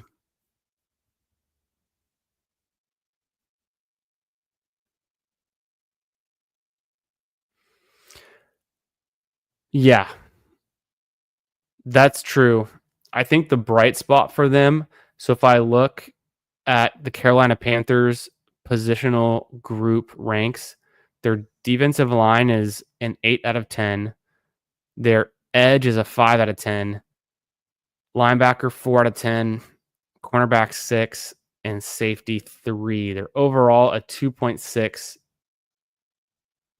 Oh no, yeah, a 2.3. So they're not the worst. They're ranked 20th by Mike Clay going into this season. So they did a little bit of work to improve. I guess the D-line is where they improved the most. Interesting.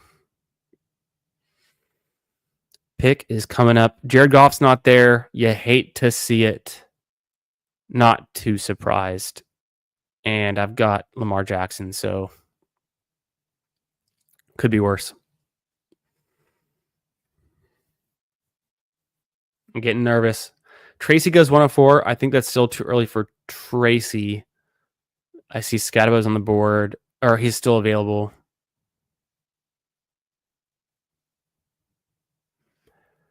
Getting nervous here. Is he going to make it back to me? The problem is,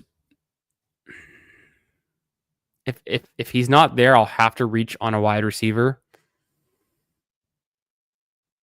because Bateman doesn't make it back to 132 very often.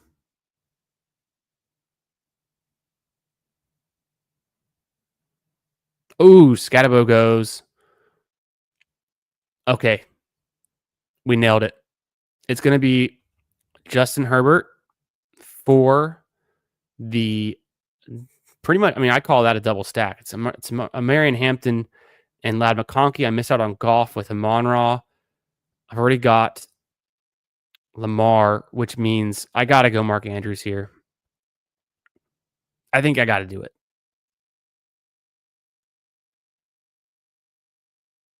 Fits the team need. Get the stack. All good things. Chill on tight end for a while. Would have been nice to get Trey Harris on this team. We'll see what happens. I'm not optimistic. Would have been nice to get Rashad Bateman. I already took Rashad Bateman with a Lamar stack on my first BBM earlier today off stream. I don't know if I was able to get Lamar from the 2 spot, pick 47 overall, Lamar Jackson, matched up with Justin Jefferson in a Marvin Harrison Jr., Bucky Irving start. I had, because of the way that I had set up the team, I had to take Bateman at pick 98 to get him for sure, and I missed out on Mark Andrews. So this time I'm getting Lamar stacked with Andrews, securing that. It's looking good so far. I've got Lamar Jackson and Mark Andrews, Justin Herbert, Marion Hampton, Ladd McConkey, Amon-Ra, Calvin Ridley, Emeka Egbuka. The wide receivers are a little bit thin, but I've got these 2 guys to start it off, and then the running backs look solid. I can chill there for a bit. Maybe grab an upside running back in these middle rounds, one more, but really am good there. Might just draft 5 running backs in this build. Gonna stop with 2 QBs almost certainly. If I push Cam Ward a lot and he becomes a great value, he's someone I could take later on. And I'm not going to ignore tight end this time. I'm going to grab a tight end when the time comes. Back to the board. Keon Coleman and Jaden Higgins go right after my pick. I think both of those are smash picks in the 10th round. Guys that can continue to rise up. Sophomore year Keon Coleman, when they didn't draft a wide receiver. Come on, sign me up. I'm back in on Keon Coleman. He's going into his age 22 season. He's younger than half or more of the wide receiver draft class we just witnessed get drafted, and he's already got a year under his belt of NFL experience. Yeah, I want that. Jaden Higgins, I think he could do a lot in Houston. And then curse you, Hartman. I knew you'd take Trey Harris there, but that's a good pick. I'll have to figure out what I can do. I mean, I'm good. I don't want to overstack. I want to leave. Here's something else I'll touch on. Let me catch up with y'all in the chat. Hartman is saying, I wouldn't be too optimistic about Trey Harris. Oh, you son of a... With Mason Taylor free, I'm pushing tight end a lot. Yeah. Hey, let's say mum's the words. He didn't. Let's not talk about him too much. I might try to pull him off in this one. It could be a good pick. Maybe even a 2 tight end build, maybe 3 tight end build if I can get him late. But my point was, okay, besides avoiding the dead roster spots, something that is critical for these early April and May Best Ball Mania drafts. Don't overstack. Don't overstack your QBs. There's only 8. Overstacking is better when there's 20 rounds. When there's 18 rounds, you're reducing the chance that one of your, because we don't know the schedule yet. This is all pre-scheduled, especially when I'm talking about April, early May. If you overstack, let's say the Chargers, and you have 3 receivers or pass catchers and or even 4, you're reducing the chance that you're drafting bringbacks in the playoff weeks 15, 16, and 17. We all know the power of the bringback. You're gonna want to luck into a few week 17 bringbacks that against your stacked QBs even before the schedule drops in this format. And the odds of getting that randomly is not that bad. But if you overstack to one team, you're significantly reducing the odds you get to bring back with either a tight end or a running back or another wide receiver. So just don't go too far. I think I'm looking for a quarterback with 2 or 3 skill position players around them on the same team, and then another quarterback with 1 or 2 skill position players around them. If you took, if you took, and then, like last draft, I had 3 QBs. One of them had 3 skill position players around him. One of them had 2. One of them had 1. You do get, if you take 3 quarterbacks, you can get into a situation where maybe they're playing each other or something. So there's a lot of things going on. It gets messy, but just in general, you can overstack early. And while it's good to have team stacking and correlation for things you can control, the chance you kill a potential bring back by not drafting a player from a different team can come back to bite you. That's what I'm getting at with that one.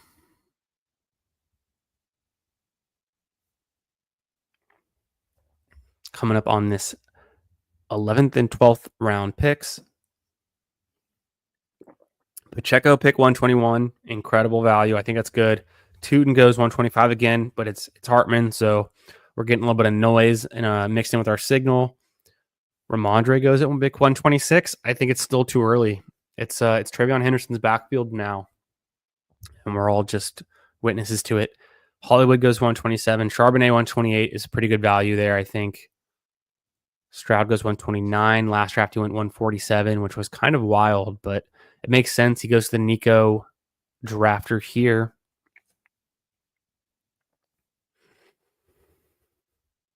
After this pick, I might show y'all. I'll show y'all y'all have seen it, but I edited down the Cam Scatabo clip to closer to 30 seconds. It was like 45 seconds earlier. So we can debut that one again after this next pick just to keep it fresh. McMillan goes at 130. Interesting. Egbuka's much better. Damn. Bateman goes 131. Completely sniped. Lord Talon of the 9. Come on. Okay. I got a free pick here. I do need receiver. God, it's not looking pretty though. I might go Besh again. Might go Kyle Williams. I'm going to pass on QJ. I'm not hearing good things about him, even though I get the stacking. Let me get Besh and then think about it. So 132 on Besh. Probably could have pushed him a little bit further, but I'm in on Besh. Is that where I got him last draft too? Can't remember. I needed wide receiver. It made sense. I think running back's the way to go here. Javonte again. Apparently, I'm a Javonte bull now. Spears doesn't make sense. I don't love Benson. Knoll seems a little bit early. Oh, shoot. Tight end? No. No, there's no good tight ends available. And I'm not going to take likely. It could have been Kincaid, honestly.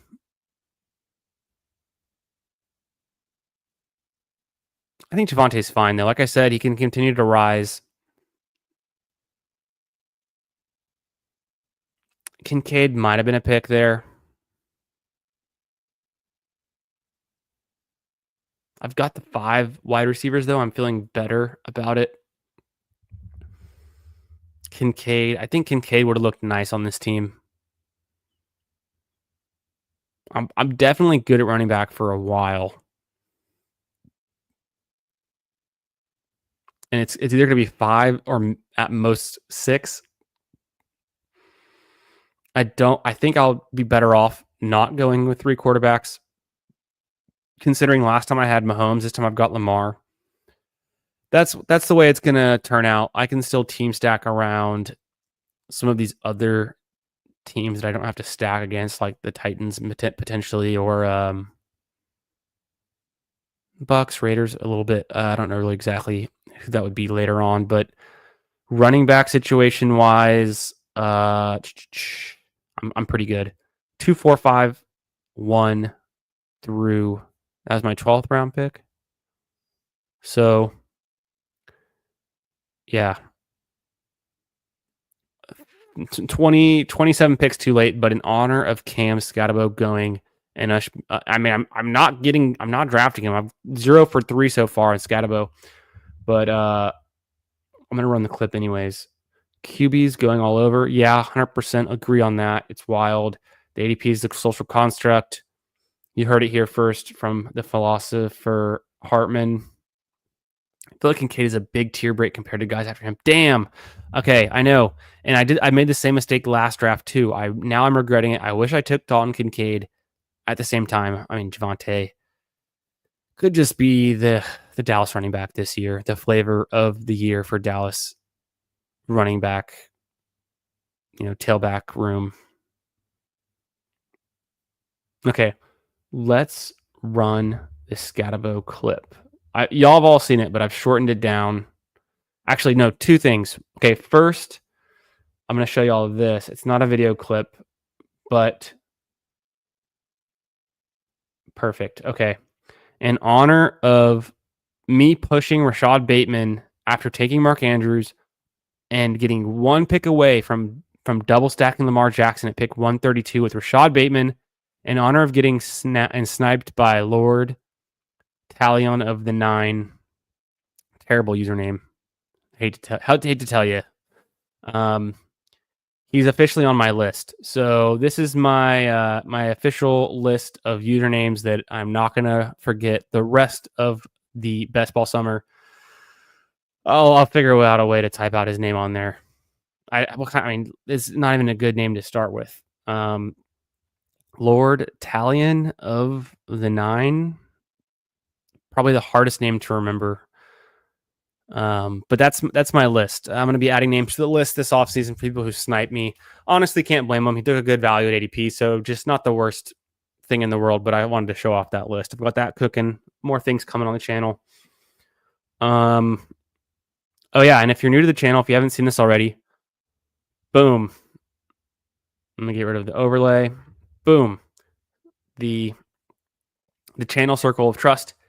Get in the circle. Subscribe to the channel. If that's you, if you're not subscribed, you're gonna want to be in the circle of trust all summer long. Best ball drafts, dropping knowledge, talking ball, player takes. We're gonna have a special guest on, and get in on the fun. Subscribe. Boom. We did it. Promo and back to the draft. Nice. Is that the right?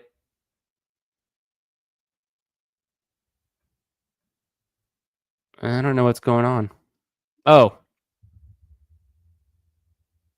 Come on now. Okay. Click, click, clack. Back to the draft. Steve's still here. What up, Steve? Yeah, no 2 QB drafts feel the same so far. Sometimes they slide, and sometimes I see multiple go ahead. 100%. This is the Wild West. That's why we're out here drafting on opening night. Couldn't have said it better myself. The QBs are unpredictable. You got to get them when you can. That's why I mentioned I'm leaning a little bit into elite QBs early on in the draft season right now, just for more certainty, things I can control. Man, it would have been nice to get Bateman there, but we'll make it work.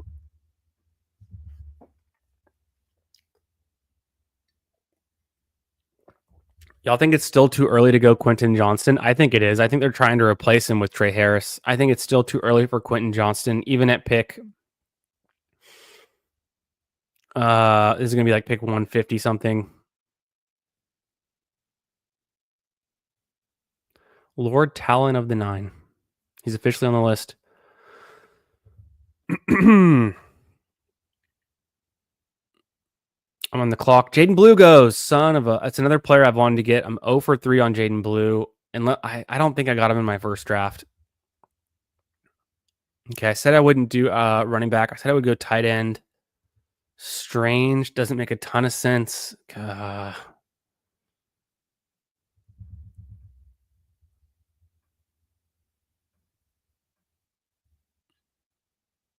Okay, I took QJ.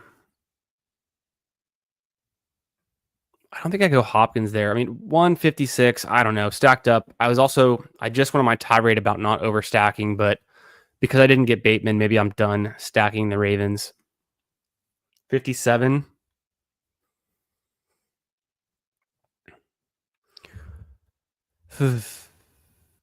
Can't go Dowdle. I'm kind of fading Samson's landing spot. Boom. Welcome to the squad. Tyler Algier again. He fits this team nicely, though.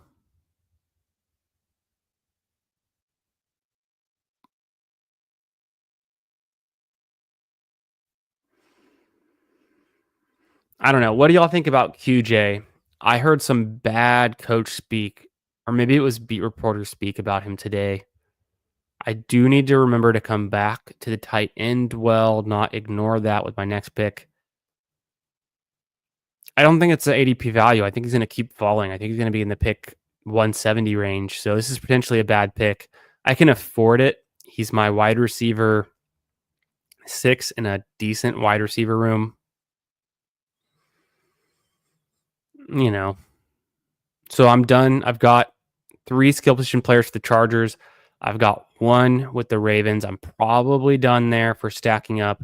Let's just take best available and try to get some upside veterans and some rookies who we already know have draft capital are in good situations for the rest of this one.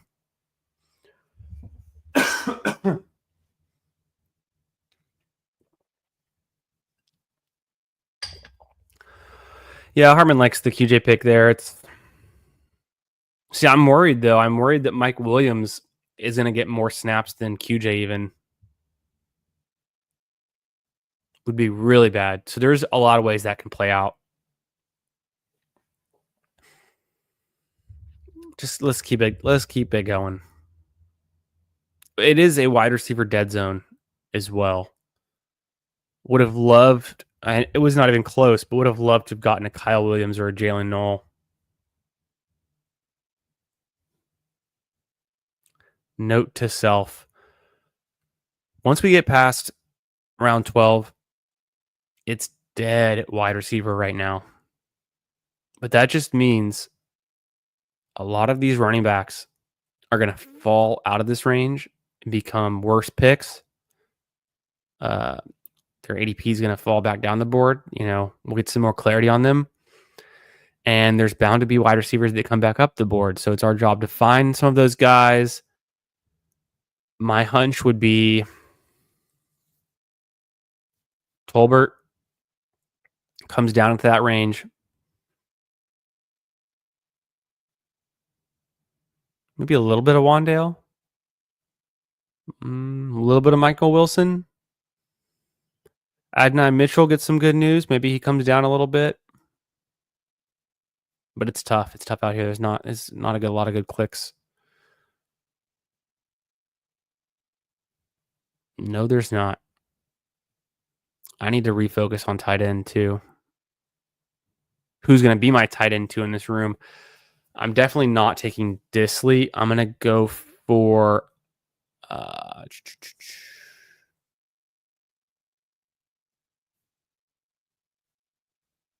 go for someone else. Mix it up. Bullish on the Chargers offense this year. Yeah. 100% meat. I don't think QJ is like a dead roster spot pick in round 13, 14 turn at 156. And, you just need him to have a spike week at the right time. Essentially, for what I'm getting him here. I think Freiermuth could be fine. His situation has changed quite a bit, though. New QB. DK Metcalf is there now. Who did they just sign as their wide receiver 3? It's not coming to me right now. Didn't the Steelers just sign a new wide receiver? And then, okay, so Tolbert's not there. I kind of want to like Tolbert with my next pick. Strange goes. I can lean into some of my other team correlation. It would have been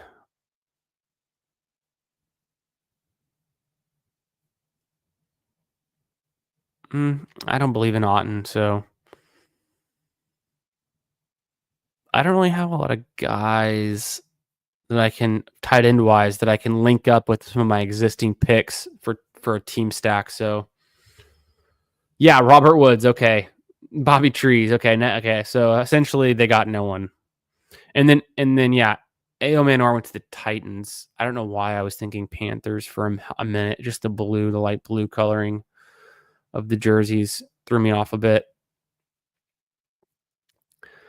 So we're at pick 170 something. Freiermuth or Gesicki or Ertz even. I'm tempted to go Ertz there. I just like the quarterback situation better. Gesicki could have been fine, but he's up and down. And then either Wandale here. I think it's Wandale for me.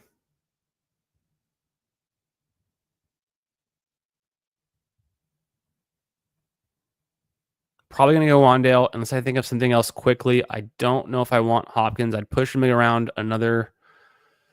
I don't love picking on a Dusty Hopkins and the running backs I don't need right now. I'll go Wandale, kind of right at ADP. Hope that passing offense isn't just ruined. I know that Neighbors is QB proof, evidence of last year. I mean, Wandale got a lot of targets. They re-signed Slayton, but they didn't add a lot of competition in the draft, did they? Like, I can't even think of a New York Giants pass catcher. It was adding Scatabo, if anything. So, dang, Mason Taylor. That's who I probably should have considered taking. But I'm fine with Ertz. Around 15. Yeah, it's fine. Get Ertz a little bit. Yeah, get the tight end a little bit earlier than pushing him to the last 2 rounds. I think the value's better here in round 15, 16. Mason Taylor's a good pick there. Kind of wish I would have thought back about that one. Was it Arian Smith? That name doesn't even ring a bell. Oh, for the Jets? Yeah, no, the guy from Georgia, that one, Arian Smith, I think he did go to the Jets.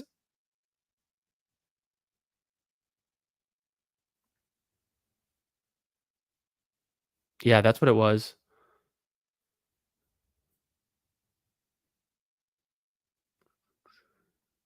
Boom. Okay, back to my normal background. Boom.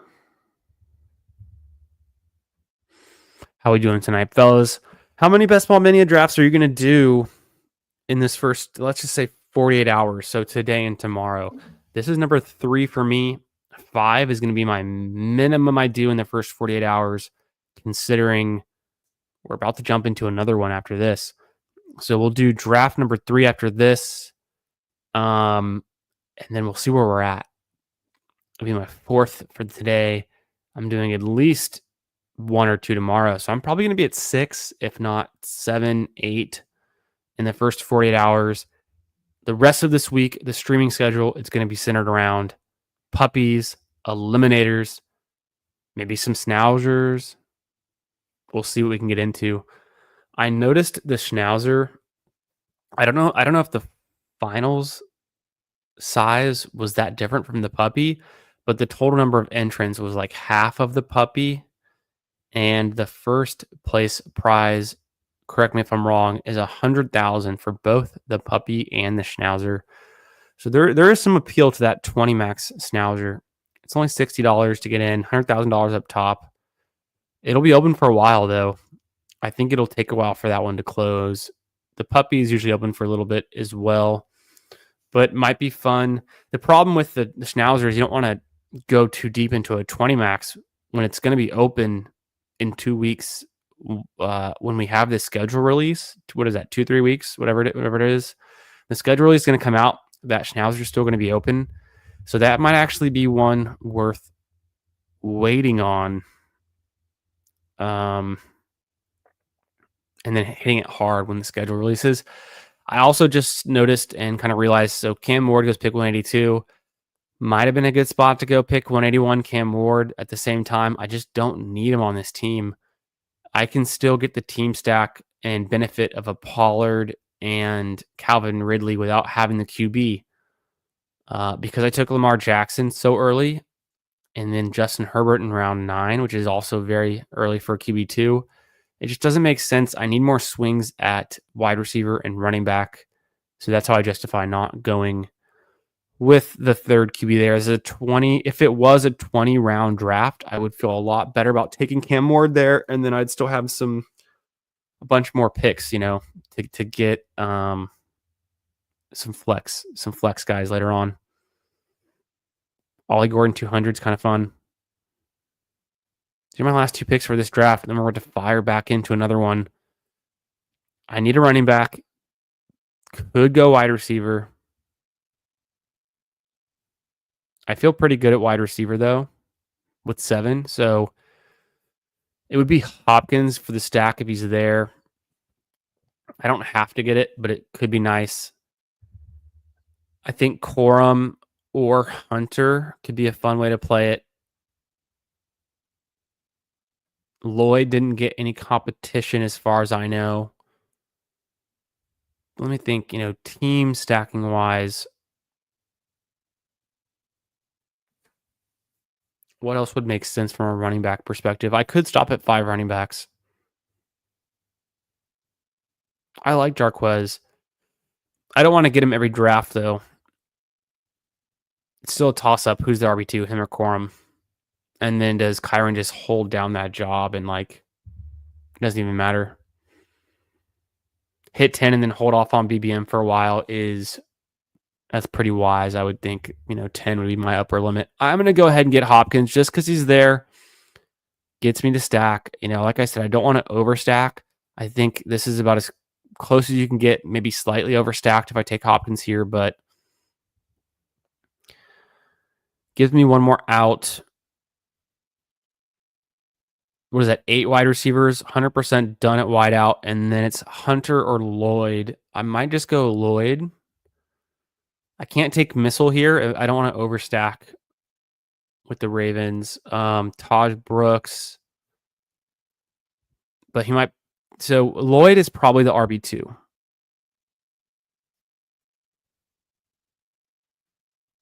Mostert. Yeah, it's an obvious one. How much meat's left on the bone behind Mostert or behind Genty? Not enough. I went ahead and took Marshawn Lloyd there. I think there's a better chance that Marshawn Lloyd is the RB2 in Green Bay than at this point in the season, knowing whether Hunter or Corum's going to be the RB2 and knowing if Taj Brooks has what it takes to take over the RB2 duties in Cincy. I do like Taj Brooks, though. I'm going to sprinkle him in at some point. He, one of the stats I heard about Taj Brooks, I think I saw it on Twitter today. Something like he has what was it? 90 rushing yards or more in each of his last 20 games of college. Let me pull up in his game logs real quick and confirm. I don't know if I can find the tweet, but if I look at Taj Brooks,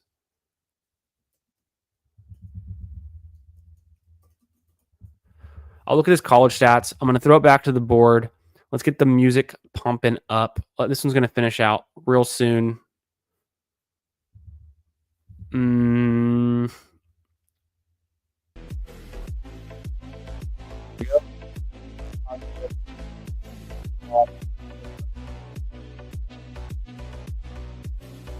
had 1,500 rushing yards each of the last 2 seasons. He was a fifth year senior at Tech. I'm aware of him because he was playing at Tech, and I do follow Raiders football, the Red Raiders. His reception total is pretty good. He's somewhat of a complete back, and I think his testing wasn't bad either. Decent size, not a giant power back guy. When we look at his game logs from 2024, He had over 100 rushing yards in every single game in 2024. He averaged... What did he average per game in 2024? It's not showing up immediately, but quick math, he's averaging like 120 yards a game in 2024. In 2023 game logs, he had, the last time he had less than 100 yards, last time he had less than 90 yards goes back to the second game of the season in 2023. So that's 20 straight, no, that's 22, 23, 24 straight games of over 90 yards, most of those being over 100 yards. Tahj Brooks, keep him on the radar. Let me look at his player profiler page again. I've looked at it before, but I'm going to pull it up again. For Tahj Brooks.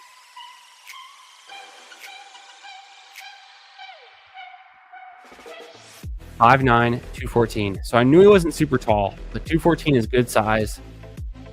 23 years old when the season starts. 5'4", 240. Not bad. Not bad. Okay, he's less bursty than I remembered, but he's got a good agility score on Player Profiler. 73rd percentile college dominator. And 7.5% college target share, comes out to 62nd percentile. He's good enough. I don't think Tahj pushes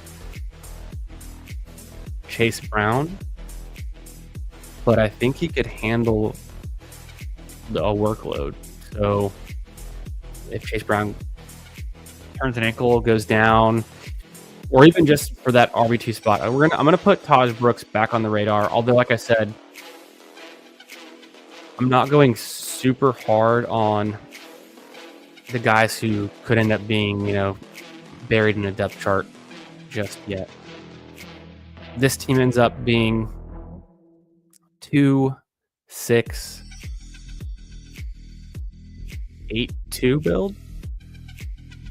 We've got Amon-Ra, McConkey stacked up with Herbert, Lamar Jackson. I followed him up with almost Bateman, didn't quite get him. I got Mark Andrews, DeAndre Hopkins, kind of gross, but last round pick. Hampton also stacked up with Herbert and McConkey. Ridley, Chuba Hubbard, Pollard. So good value at running back. Here's kind of a shot from Ibuka that could play out nicely, or he keeps falling in ADP. Maybe it's too soon. Jack Besh, I've grabbed, and Javonte Williams. I've grabbed Jack Besh and Javonte Williams in each of the last two drafts. Same thing with Algier, so I need to get off those picks, but I think they're still good picks right now. Versus the tight end 2, Wandale thrown in there. Marshawn Lloyd. Let's look at Hartman's team. I noticed what you were doing earlier with Bijan and Trey McBride, and then you were hammering wide receiver, but you still grabbed Jalen Hurts. I like your start. I think your first 3 wide receivers are good. I'm not out on Jerry Jeudy. RJ Harvey, of course, fun pick. You did grab Kyler, even though I dissed taking Kyler and Jalen Hurts together. But who am I to judge? I went Lamar Jackson and Justin Herbert, which is not much different. So I like the way that played out for you, though, with your tight end stack. Cooper Kupp, I don't know. I've heard bad things. I used to be in on Cooper Kupp. I think you could make worse picks, though. Trey Harris is a great pick, I think. Tootin's another fun one. Spears works for this team. Goddard helps the stack unless it gets traded. I know you're more in on Braylon Allen, I think. I'm not super in on him. Pierce, Michael Wilson. Michael Wilson obviously works with Kyler. I've done that a lot. Pierce is a fun click. Keenan Allen 197 is kind of crazy, so makes sense that you did that. And then Will Shipley for the team stack. Pretty nice. I like that Keenan Allen could work out really well for this team where you had to play catch up at wide receiver. That's interesting. And then, yeah, going 2 tight ends and 2 quarterbacks is definitely the way to go on this one. Nice squad. Anytime you can get a Bijan with an elite tight end and an elite QB, and then your wide receiver room is passable, it's hard to pull off, but it feels good.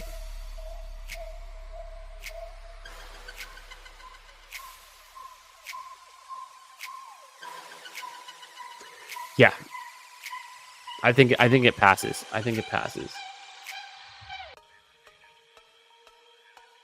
Change it up. Let's get back into another one. What do y'all think? One more? I think one more. Will be good for tonight. Been live for 2 hours. We'll hit 3 hours. Y'all want to do 20 second on this one? Could do 20 second. Could do 30 second. Could do 8 hour.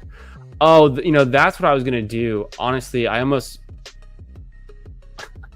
forgot that I wanted to put in the option for the 8 hour draft in the poll, just for the memes, knowing that that y'all would see that and probably vote for it. And there's no way we're going to start an 8 hour draft, but for the memes, would have been kind of hilarious. I'm gonna go ahead and end that poll. Boom. 78% for 30 second, 21% for 20. So y'all like the 30 second clock. I don't know if it's a streaming thing. Are you guys ripping more 20 second clocks on your own, or is it you like the 30 second clock better? I know. I'll make that the poll option next time. Tomorrow night, I'll probably go live again. Kind of planning out tomorrow night. So what I'll do is I'll make that one of the options. I'm ruining the fun because you already know what's going to happen, but yeah, I'll save the clips. Let me save the clips. Let me update the background. Boom. Okay. And then, well, it's fine. I'm just gonna keep it. We'll do that again later if something changes. Okay. Time for another one. Give me 1 minute. I'm gonna stand up and stretch. I'm gonna tweet out that we're about to do another draft. Oh, I want to check in to see. I want to see what Pat and BBG are up to real quick. Oh, I got an ad. I want to make sure you guys are all over there too. Make sure you like their streams. And I know you're checking them out. Let me see where they're at in their stream. Okay, they're at pick 214. Pat and Eric. So, and they're simulcasting theirs. Make sure you like both their streams. Y'all already know. You're already in there. Boys. Maybe we could time it up. It'd be kind of funny. Because I'm about to start mine and they're about to finish theirs, I kind of want to time it up. I mean, we don't have to get in their room. I don't even know if they're doing 30 second or if they're doing 20 second, but let's just see. I'm going to stretch for 1 second and then we'll start a new one. Maybe we won't time it with them. I don't know exactly, but it'd be kind of funny.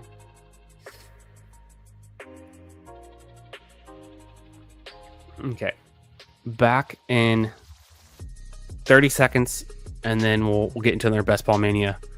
Put it in the chat if you want a 20 second or a 30 second prefer. Because I ran a 20 second off stream. It might be a little bit harder on stream. That's hilarious. It might be a little bit harder to do a 20 second on stream. Oh, I can actually check to see what they're doing right now. Oh, they're looking at puppies. I think they're doing 20 second clocks. Are they looking at the puppy right now? Okay, I need to stretch. One sec.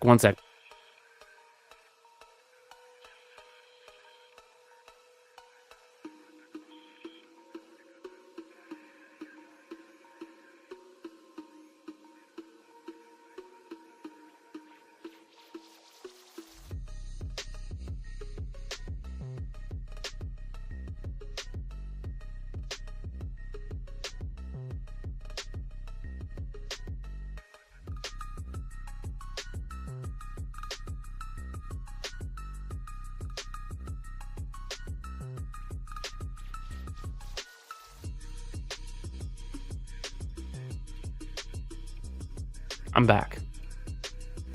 Had to stretch. One more Best Ball Mania. Gotta do it. I'm gonna tweet it out real quick. Dun, dun, dun, dun, dun.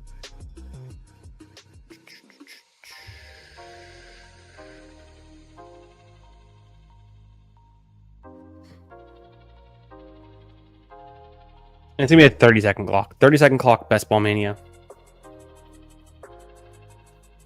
Well, should it be 30? Should it be 20? Maybe a 20. I don't know. I can't decide. 20 or 30? 20 or 30? I think 30. I think 30. Let's just do it 30. It's been working. Let's just do it. Another BBM6 30-second clock draft on stream starting now. Okay, so I'm entering on my phone. Let me open up my phone. I'm jumping in there.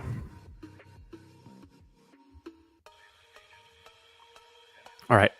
Let me look at my phone real quick. It's still loading.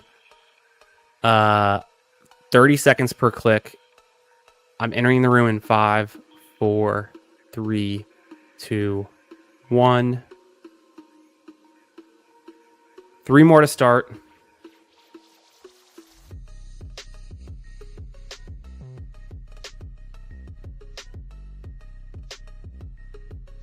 Okay, it's gonna fill. I don't even know why I'm posting it, but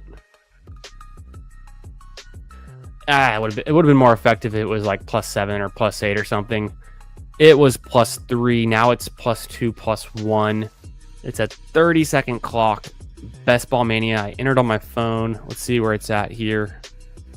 Yeah, waiting on 1. If you want to get in, if you're not already in, let's do it.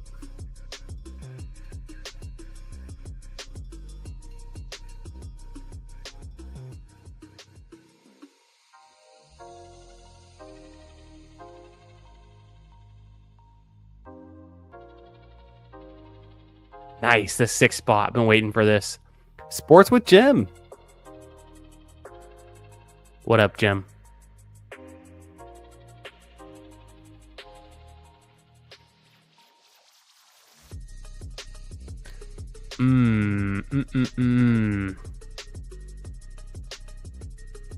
So I'm not saying this is the last draft of the night for certain, because it's pretty fun. But we'll see. We'll see how this one goes. I got the 6th spot.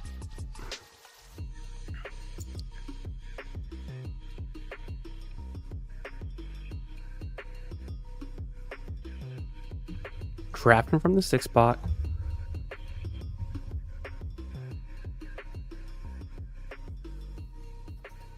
Checking on the Rockets. It's not looking good. Not looking good, boys. Not looking good for the Rockets.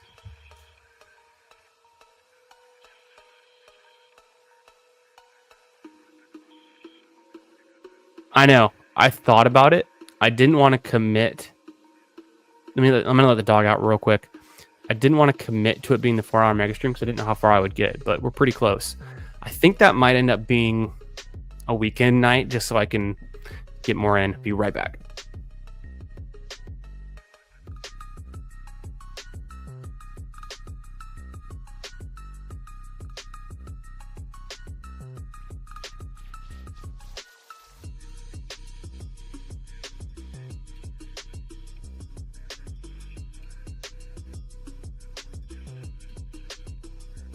Perfect timing. Kill the music. Ooh, but I would have liked to have gotten CD or Justin Jefferson there. I'll take some Gibbs. I can't take Genty over Gibbs. I just can't do it. I don't want to be out on Gibbs. Would have been nice to get some Genty. Amon Ra goes 7. Interesting.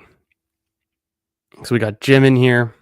The rest of the room, I don't don't really recognize these names necessarily, but we're 3 for 3 on gym drafts.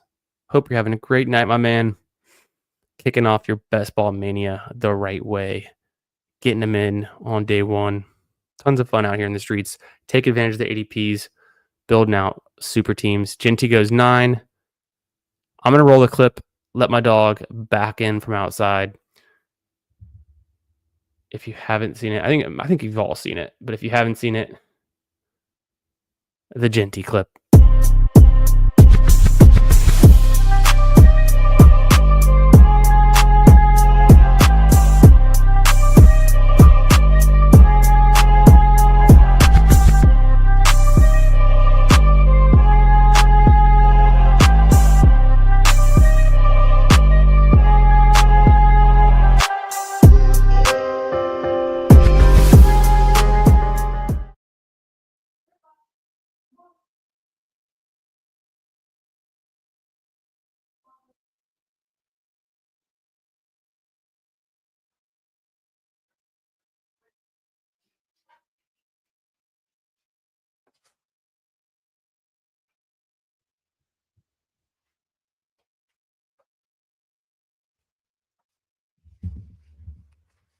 Hype, Genty, the tackle breaking, the elusiveness, the stiff arms, the hurdles, the pass catching. He can do it all. He can do it all. My only regret is not being able to get Genty in any of my dynasty leagues. The price tag's just so high, even being able to trade up for him. Yeah, Hartman, I thought about making this the 4-hour mega stream. It's just a Monday night. It's kind of hard to commit to starting at 8:30, 8:40, and then it goes until, not that much later than what we're doing, but we'll see. Probably not tonight. Also, I was planning to start at like 9, so it would have been a 1 a.m. commitment. That's a little late.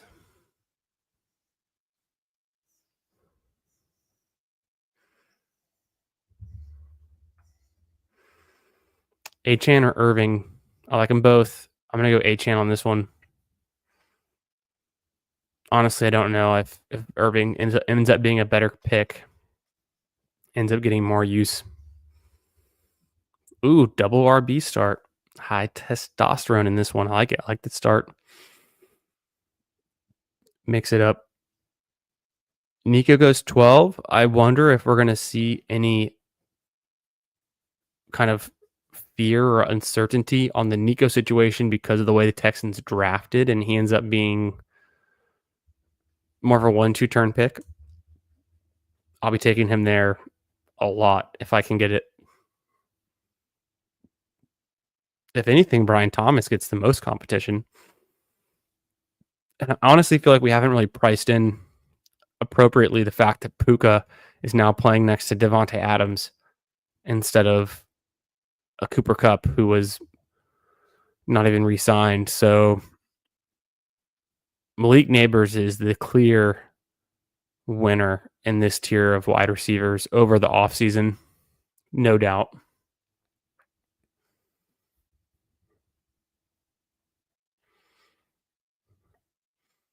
Yeah, I think so. I think maybe this weekend I'll see how the schedule lines up. I'll see what's going on. I usually like to promote things a day or two in advance if it's going to be, especially if it's like with guests. Sometimes we have guests jump on last minute, which is fun. Open to that. But if I'm going to commit to the bit of the 4-hour mega stream, which I am, it could be Friday or Saturday night this week. It could be fun to do it, and maybe we'll just do like puppies the whole time.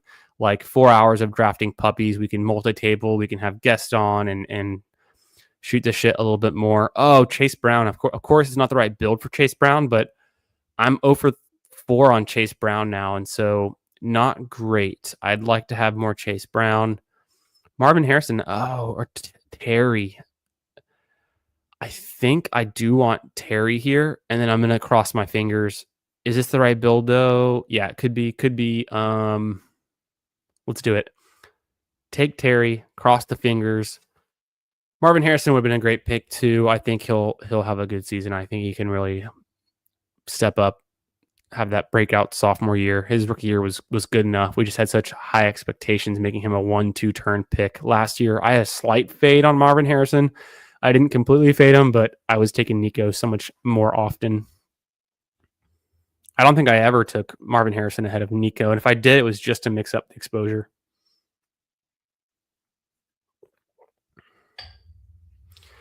Yeah, that'll be the plan. Maybe this Friday or Saturday will be the 4-hour mega stream draftathon. We'll do some eliminators. We'll do some puppies. That'd be really fun. Tonight is more of a focused kickoff. Best Ball Mania 6, knocking out some of those. I think tomorrow will be more of the same.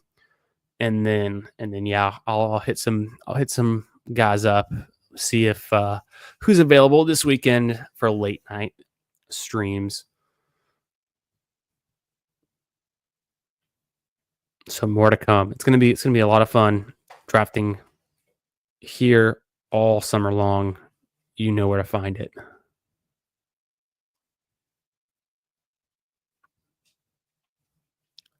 Individually, each quarterback is its own decision by whatever drafter takes them, but it is interesting to see if the room comes to a consensus around drafting them at ADP, waiting on them, reaching up for them. I think typically we're seeing people aren't afraid to reach up and ignore ADP for the quarterbacks.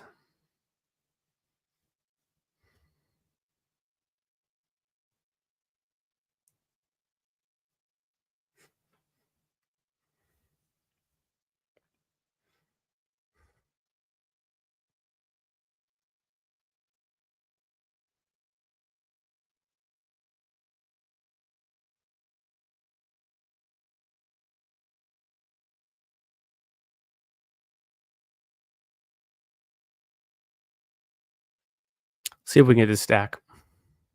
See if we can get it. If not, I mean, I need a wide receiver.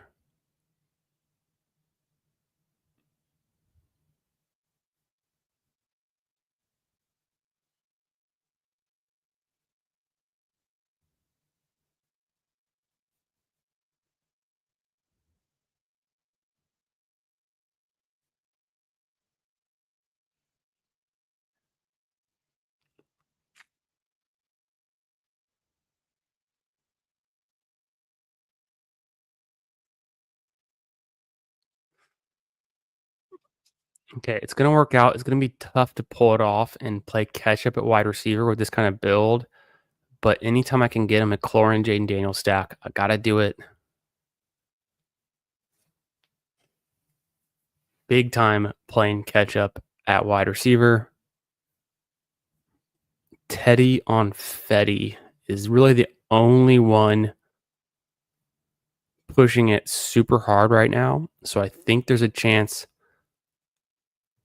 Pick 54 and 67 are also typically pretty good spots to continue and take wide receivers.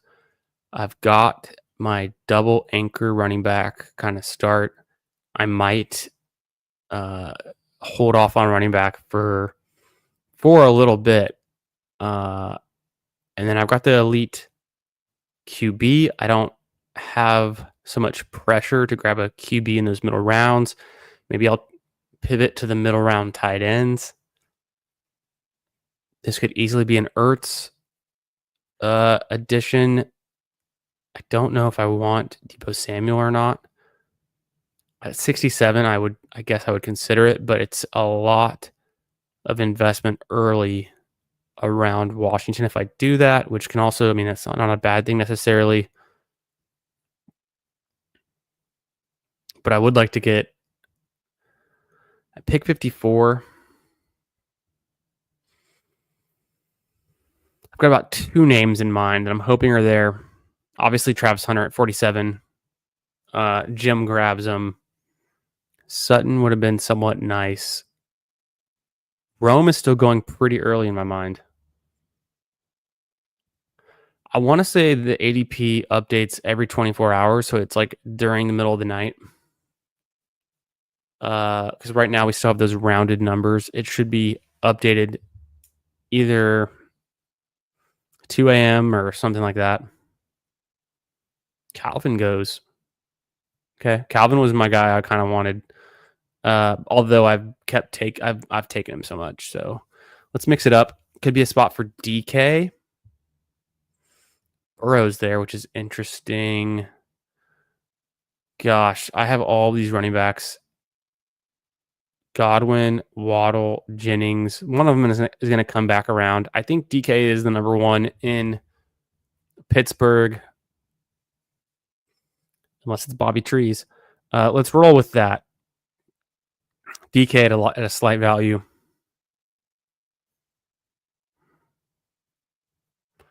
I don't want to forget about Debo. And I think it's Joe Mixon would be the only one I would step out of line for, I think, at 67, and he's not gonna be there, so didn't have to worry about it. Kittle at 55 is a nice little falling value. I like that pick. Not for my build, but Teddy on Fetty is going to be potentially looking to go running back with his next pick, which is good for me.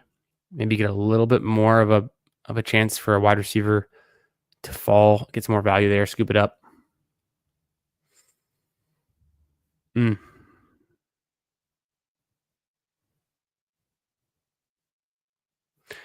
going to pump the tunes. I kind of feel like it. Unless, let me know in the chat if y'all are like, kill the music. I'm open to feedback, but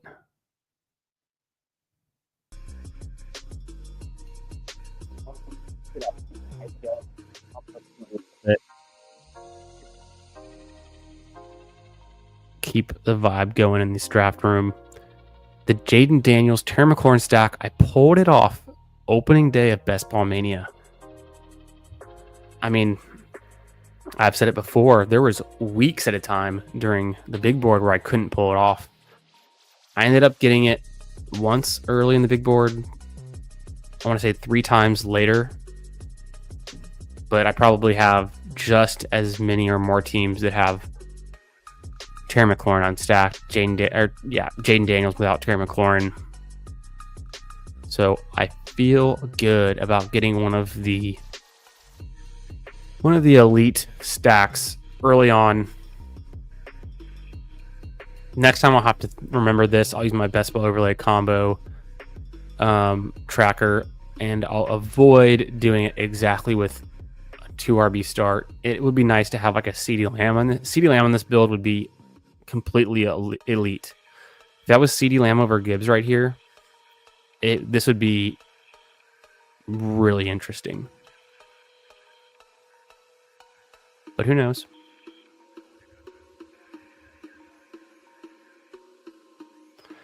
I don't know. I'm not drafting Rodgers. So I have no idea how to play that. That's why it kind of sucks from a stacking perspective. Luckily, with Jaden Daniels, I don't have to worry too much about that. But I really don't know what's going to happen with Pittsburgh. They're hard to read. Joe Burrow 65 is interesting. Okay, Debo is gone. It's going to be Juwan Jennings. Unless I get some kind of breakthrough inspiration to pivot off of him. I think it potentially ahead of Judy, just because, yeah, I'm going to go Juwan Jennings. I think he's fine. He can have the spike weeks. Not the best wide receiver 3, better wide receiver 4. Make it work.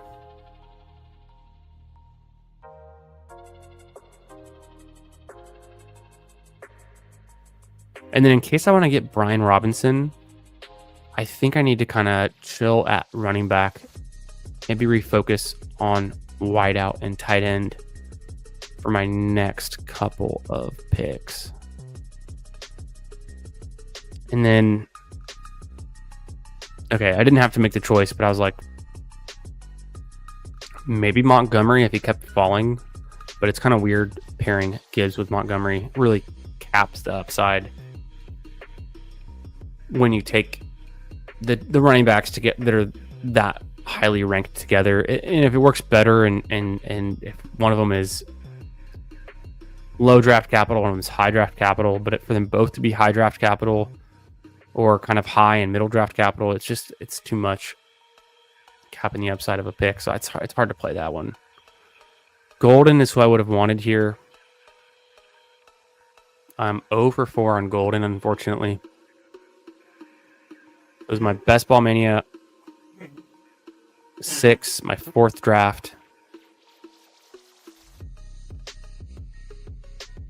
Yeah, back to your question, Hartman. I don't know what the situation is going to be in Pittsburgh. Really, what do y'all think? It's like, does Aaron Rodgers end up there? It's seeming like yes, but also not. They're not super excited about it. Yo, what up, Nick? I don't even know if I do have Super Chat set up, honestly. I'd have to go look at that. I'm not super familiar with that setting, so yeah, I don't think I have it set up, man. But appreciate you coming over, checking out the channel. Make sure you subscribe, and tell me how you're doing on your Best Ball Manias. I know you're out in the Discord with the Pounders. I see you in there. And are you ripping Best Ball Mania 6s yet? What are you getting into?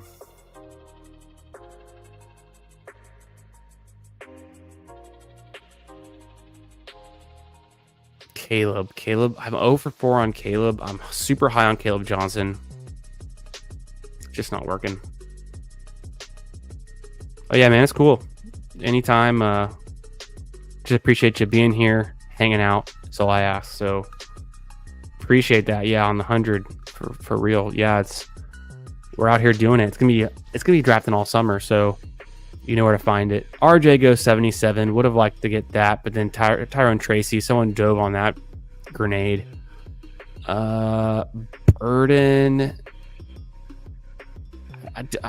Shit. Do I go with Pickens? I guess I just take Pickens. It's kind of weird. I wouldn't have done it earlier at 67, but at 78, the double stack and Pitt. Now it's like, okay, I guess I could roll the dice with Rodgers. I got to look up their depth chart again because right now it's just Mason Rudolph, right? Nice. Yeah, I get that feeling for sure. I think so this is my 4th one. I've done 3 on stream tonight. Did 1 earlier today. I'm going to do probably 2 or 3 tomorrow, and then chill for a bit, hit up the puppy, hit up the eliminator, hit up the schnauzer on the streams later this week. But just wanted to get some combos in, take advantage of some of the ADP, and it's been fun. It's been fun watching everyone else draft too and seeing what's going on in those rooms, checking out the post among the Discords where people are getting values in players, the fallers, the sophomores, the rookies, the quarterbacks. There's just so much different variations between people's draft rooms right now. So seeing if I can capitalize on that a little bit, but not go too deep.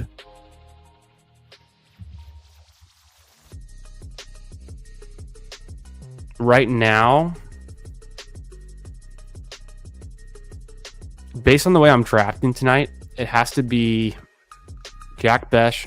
I've taken him twice around pick 133. I've also taken Javonte Williams in that same area, pick 132, 133, whatever that is at the turn here. Yeah, 132, 133. This area, I've taken Besh and Javonte in each of the last 2 drafts before this one. So I think I like those guys in the middle. I think Besh can continue to rise. He has the draft capital. There's an open spot in that offense for targets next to Myers. Of course, you got Bowers there. Genty's coming in, but Geno can hold down a passing offense, I think.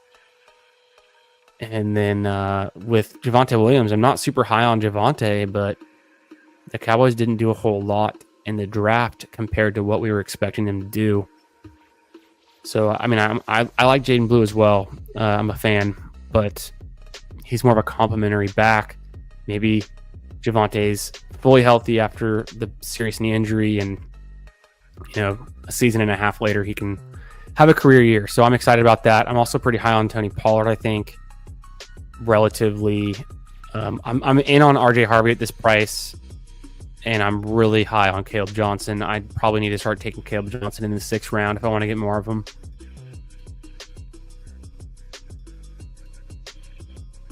Okay, starting off with 2 running backs, Jahmyr Gibbs, Achane.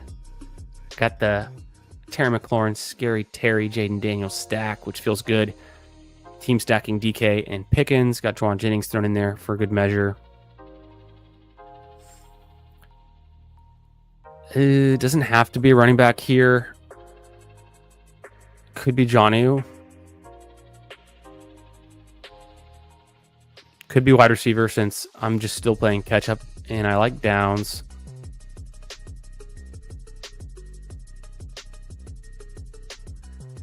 I don't know. Jonnu, Downs. I'm going to grab Downs. Because of I've got the 2 pit players. I'm still playing catch up at wide receiver. I think Downs is good. Kind of hesitated there. I don't feel strongly one way or the other. Jonnu had his breakout career year last season. But is that the new normal for him in Miami? Could be.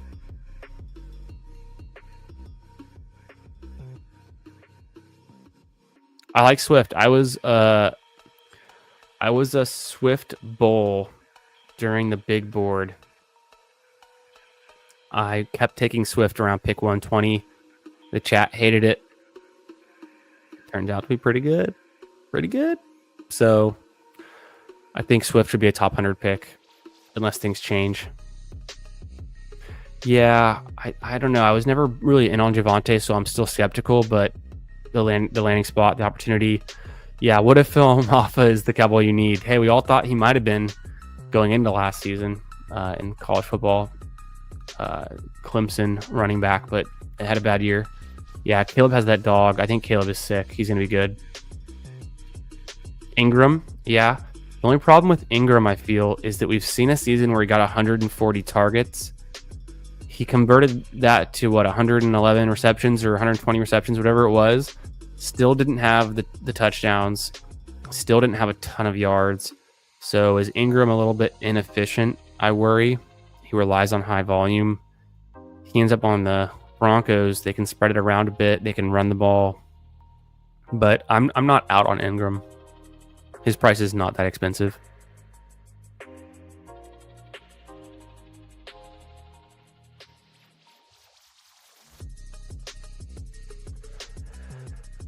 Dang. I really get a good value on either Caleb or Purdy, but I don't have a reason to take Caleb.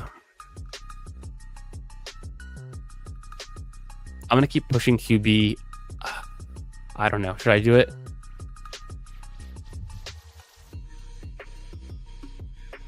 Honestly, probably potentially could have pushed Brian Robinson to the next pick. Might have been better to take Jared Goff and just pair him up with Gibbs. I'm pretty sure Teddy Onfetti is about to grab Goff right now. And if not, he'll certainly get him at pick 114. At the same time, I don't know. Just getting Gibbs and Goff isn't that strong of a correlation for me to have it. He'll probably grab him here if not. Yeah, so Jordan Mason goes. And then, I don't know. Just having Jennings and Purdy doesn't feel great to me. Considering Pearsall's long gone. I was one pick away from getting Kittle. It just didn't work out with this team the way I'm structuring it to get Kittle that early. I do need a tight end though. So if one of these QBs is there, maybe it's the way to play it. I don't know though. I don't really need either one of them. And I do need a tight end sooner than later. Also wouldn't hate. Well, no, now I'm good at running back for a while. I don't know what's left at wide receiver that I would love to have on this team.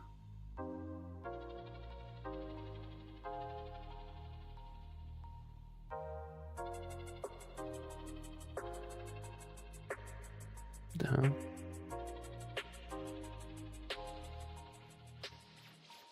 Kind of throw some receivers in there. Mix it up a little bit. Okay, Swift goes 109. Tootin. I'd be a little bit early on Tootin because I'm so strong at running back. I maybe don't do it yet.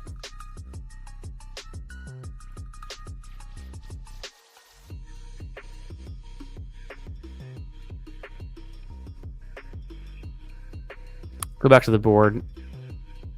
I don't regret taking Brian Robinson at 102 versus trying to see if I can push him to 115. He might have been there. I think round 9 and 10 are somewhat interchangeable, though. Jonnu, Warren, and Kelsey all going right before my pick. I don't feel strongly about taking Mark Andrews when I don't have Lamar Jackson because I just built a team with Lamar Jackson and Andrews in the previous draft room. I think I'm good on that one. Keon, I can't get Keon Coleman. I'm going to have to move Keon Coleman up in the ranks to even have a chance to get him 0 for 4 on Keon Coleman. And I think I'm back in on Keon Coleman too. I'm going to push back Besh because of his ADP, and this room seems like he might be able to push him. Colston Loveland here could be nice. I think it makes more sense than Purdy, and then I don't have a great reason right now to get Mims, so that's what I'm gonna do on this one. Lean into some mid-round upside plays, guys that can shoot up and draft capital at this inflection point where it matters. I think Brian Robinson has that ability. He's probably worth a pick around 100 or 90 to 100. So I'll get him there today, see where his ADP settles in the next week or two. Colston Loveland, I think, should rise. He's going to be going potentially where Tyler Warren's going right now, I think. Just flip the two. And then we'll see the pocket passing quarterbacks. You never know when one of them is going to fall. Jared Goff has a slight fall. Obviously didn't think he'd come back to me. Caleb Williams has a slight fall. Just a little one, but enough. The problem on this side, so the Kittle drafters here in the 6th or 7th spot right after me, but in the CMC draft, yeah, Purdy goes. The guy over here has Pearsall, so that's what I was worried about. But I don't really need him.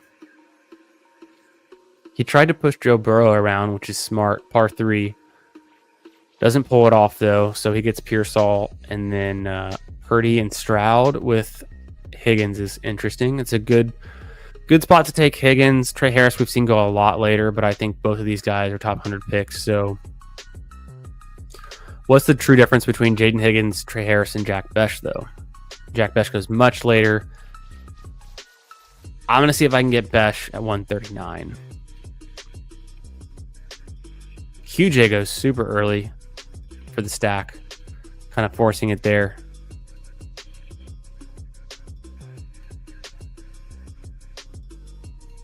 Yeah, it's a little bit rich, like I was saying. Just a little rich on Tyler Warren right now. But I think obviously he's talented. Talent can win out. Njoku. Tootin would be a fun click here. Probably better than Mims.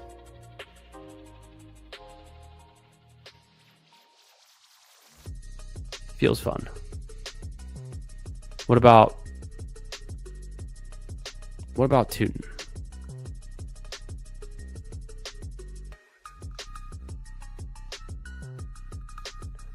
Yeah, Bateman keeps falling. That's kind of interesting.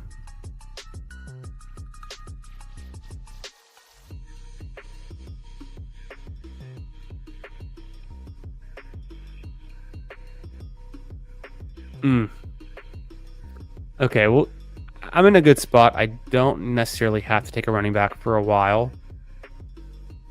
And I could even stop at 5. I feel like I should on this team.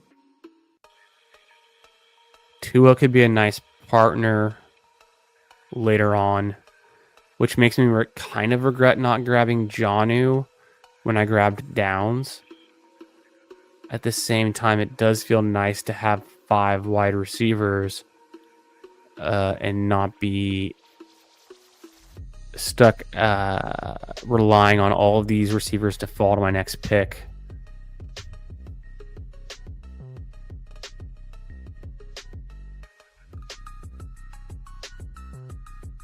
Jim goes with the classic Jordan Love, Tucker Kraft turn pick. I like that. Pretty good looking squad overall. He also started off with 2 running backs. I like his receivers better than mine though, but I have Jaden Daniels, so that's kind of how we differentiate. Yeah, his quarterbacks are good enough. He's got 2 of them. I've got 1. I think Etienne's going to fall a bunch. I'm going to take Tootin over Etienne.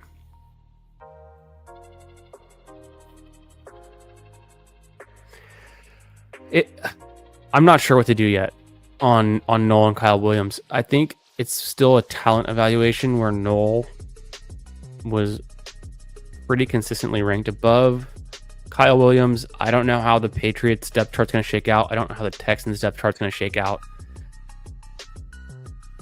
I don't know which team's going to be run heavier versus the other. So I'm up to still trying to figure that one out. Right? Because Noel went with pick 15 in the 3rd round. Not a great chance that he hits year 1. And then Kyle Williams went with pick 305. So similar draft capital.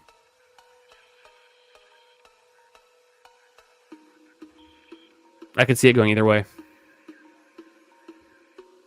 They could both not really pay off, though, for best ball in year 1. Maybe you just kind of need them to do something like Ricky Pearsall did and get hot during the best ball playoffs. So you might not need a whole lot from them season-long scoring-wise. On certain teams, they might make more sense than others. I'm going to keep pushing Besh because this room seems to not want to grab him. I'm going to keep pushing Javonte, but then what do I need here? Where's Tua? Tua's gone. No, Tua's still there. I'm just going to grab Tua, make it easier on me. I don't want to go the route where I have to get Aaron Rodgers or figure that out. I'll just do a skinny stack with Achane and Tua. And then the part that sucks is once you get past Jonnu Smith, there's really nothing there.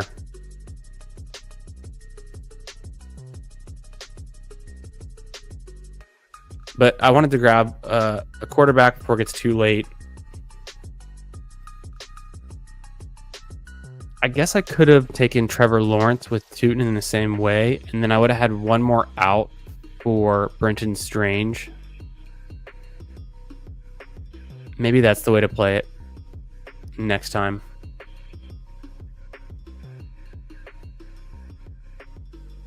This is interesting. So since I took Jack Besh at pick 133 and 134 in each of the last 2 drafts, I'm not really getting a good barometer. Oh, and then Kincaid was there too. That would have been a nice pick of where he should truly be going. And when I don't take him, I'm potentially about to get him at pick 150. Do I still push him? People are not scrolling down as much in this room.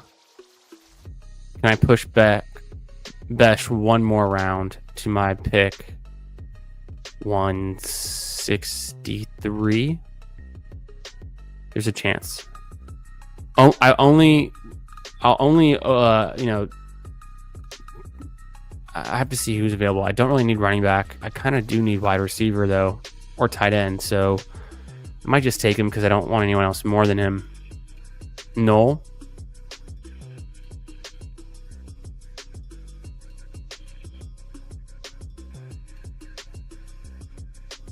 Noel, and then get...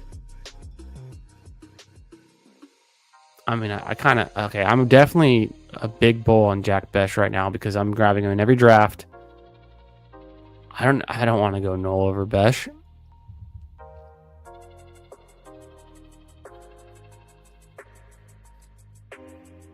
As a wide receiver 6, that feels nice.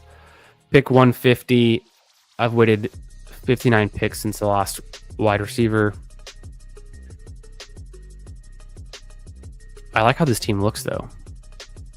The running back room is really solid. The wide receiver, something looks off when you have Jennings and Pickens. McLaurin's your wide receiver 1. It never quite looks right. So I'm definitely thinking 8 wide receivers. Maybe two QBs, probably done there. 2, 6, 8, 2 build could work. I just really need Ertz with my next pick would be clutch.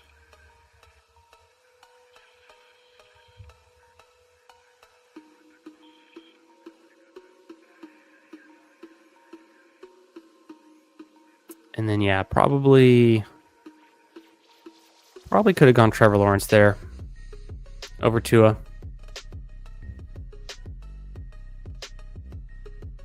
Yeah, I'll have to check my first draft I did earlier today to see if I took Bech there as well. I'm either 3 out of 4 or 4 out of 4 for Bech, so...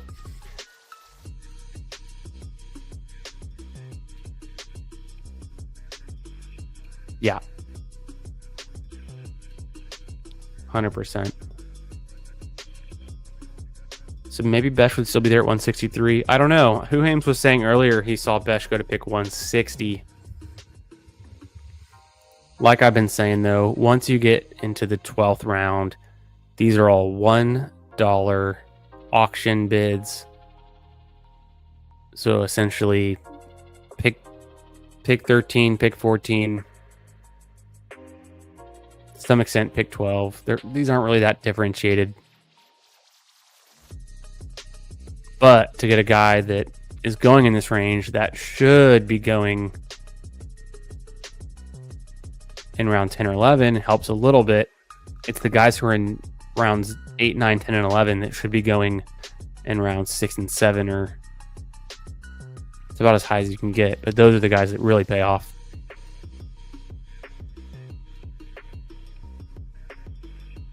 Son of a cart 3R4. You're officially on my shit list. Taking Zach Ertz well before ADP, wrecking my stack. You hate to see it. It's all right.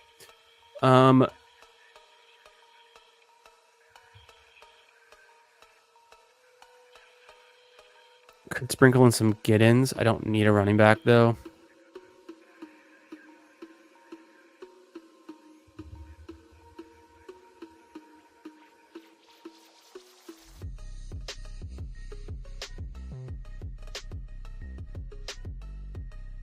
I went Palmer. Could be interesting what he does. And I have like no Palmer. So right at ADP, just another dart throw wide receiver. 2471.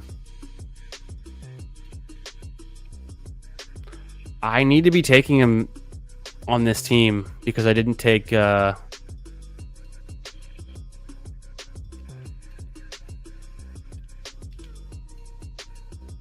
I need him.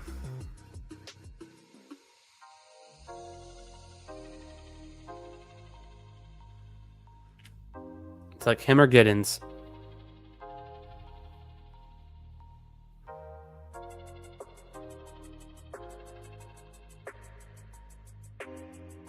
I don't hate Dowdle.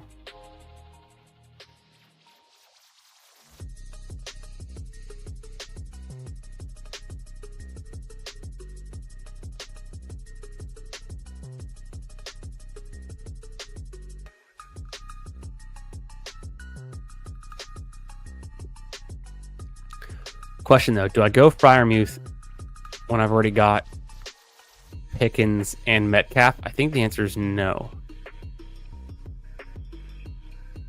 Otten and Henry could be good if I wait much longer. Son of a... Stoke City gets Blue. I would have taken Blue there. I'm going to pass on running back here because I'd like to shore up this tight end room. I'll wait to see what falls at running back. I don't know. There are a few other tight ends left. Let me grab. Do I want Giddens here or do I want Dowdle?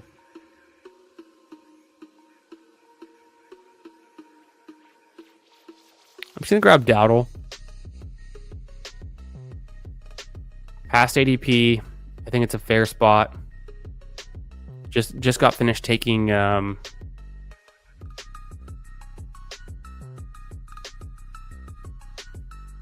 who was it in the last draft? It was Chuba Hubbard, of course. So, right, either that was the first draft or the last. I think it was the last one. It was the last draft. Got Chuba Hubbard.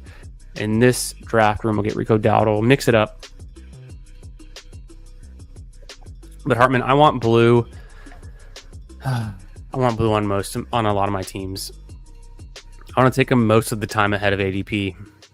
I think he's going to settle in pretty high. 150s, 160s. So I should be taking him.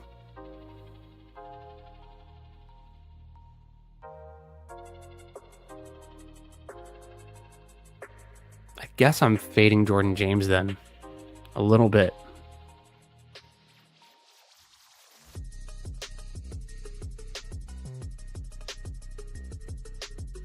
I'm going to be done at running back, almost certainly. I've got both my quarterbacks stacked up with running backs. Gibbs, Tootin, Dowdle. That room looks done to me. Which means wide receiver, I've got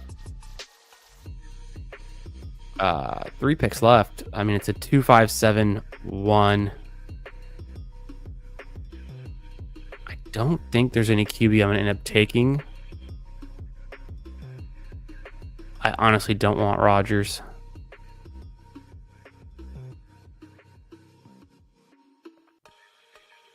Doesn't make sense to go Dart. Richardson could be interesting just super late since I already have... I didn't take Giddens, but I already have Downs. I don't need a third quarterback is the thing. I think this is a 2 QB build. If he's there like super late, maybe I do it. Honestly, might make sense to get a third tight end.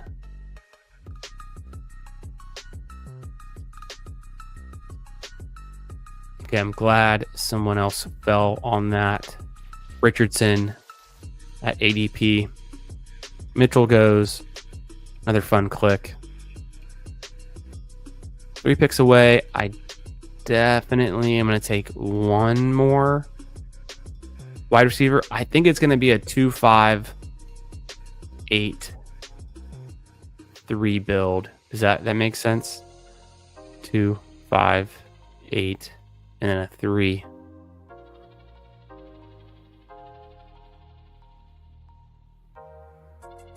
Yeah.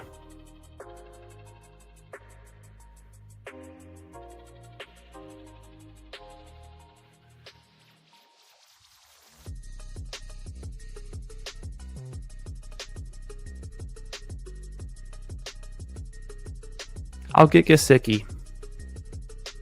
Upside passing offense with the Bengals. Some veteran to bounce out the rookie. Not super correlated in any way that I can think of.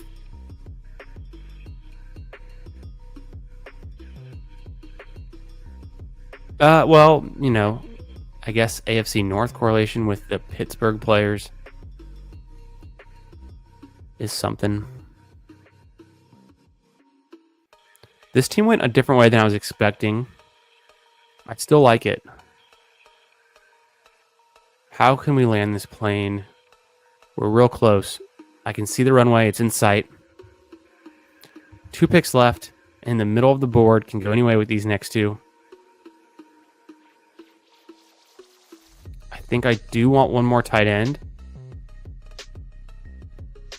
I don't have to, though. If taking Colston Loveland is a stand that he's going to hit. So the draft capital that I spent on him, it's only a 10th round pick. I guess I could see this being a 3 tight end build.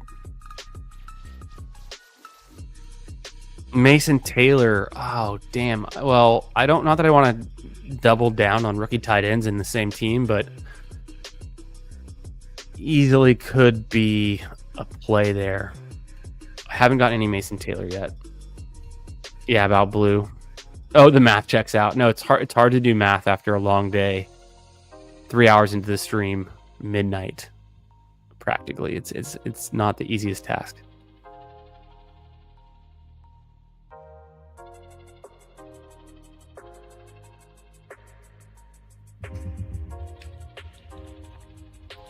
The only other play would be to go Dart and then take Slayton or Theo Johnson late. Could be interesting. I don't think it's for me in this build. I'm going to assume Jaden Daniels and Tua have differing bye weeks and then just roll with those two. The overlay wants Eckler, but I've got B-Rob, and I think it's just a little bit too much.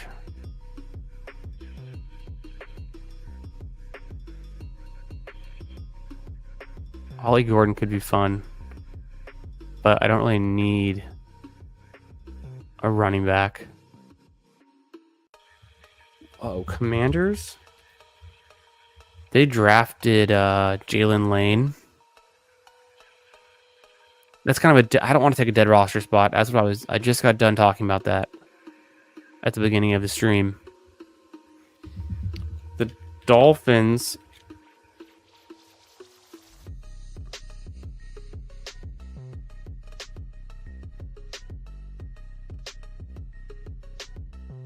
Can they figure out how to utilize Nick Westbrook?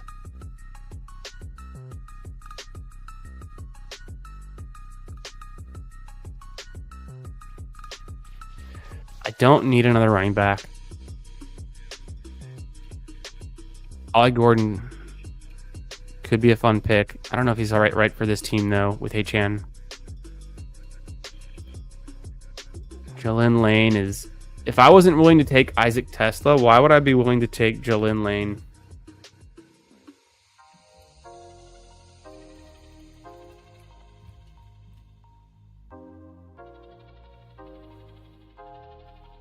He's fast.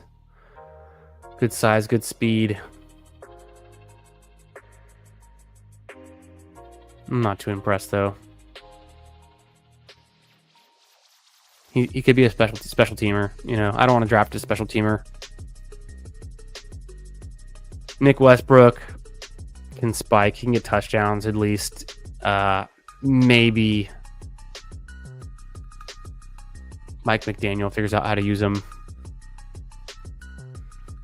God, Eckler's just sitting there. I might have to take Eckler. What do y'all think? Am I dumb if I don't take Eckler?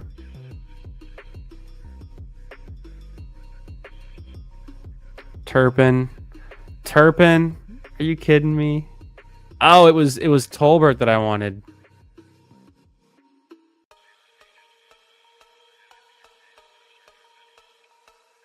No, I get what you're saying though, but there's no way I'm taking Turpin on this team.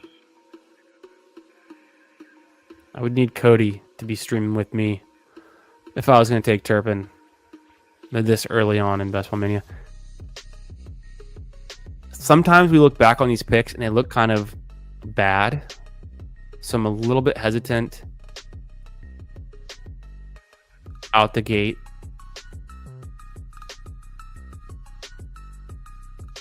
To go Nick Westbrook. I do get the stack though. And he's a touchdown guy. It looks ugly. I think I'm going to go Nick Westbrook. It looks ugly, though. But it helps my stack with Tua just a little bit.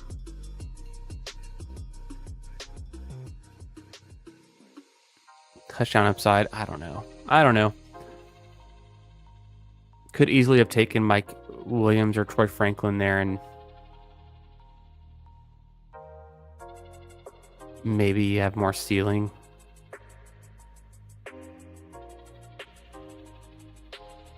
Happy best ball opening day, Meg. Saw you streaming earlier. It's great stuff as always. Appreciate you checking in on the channel on this late night stream. Hope you're having a great Monday. Good start to the week.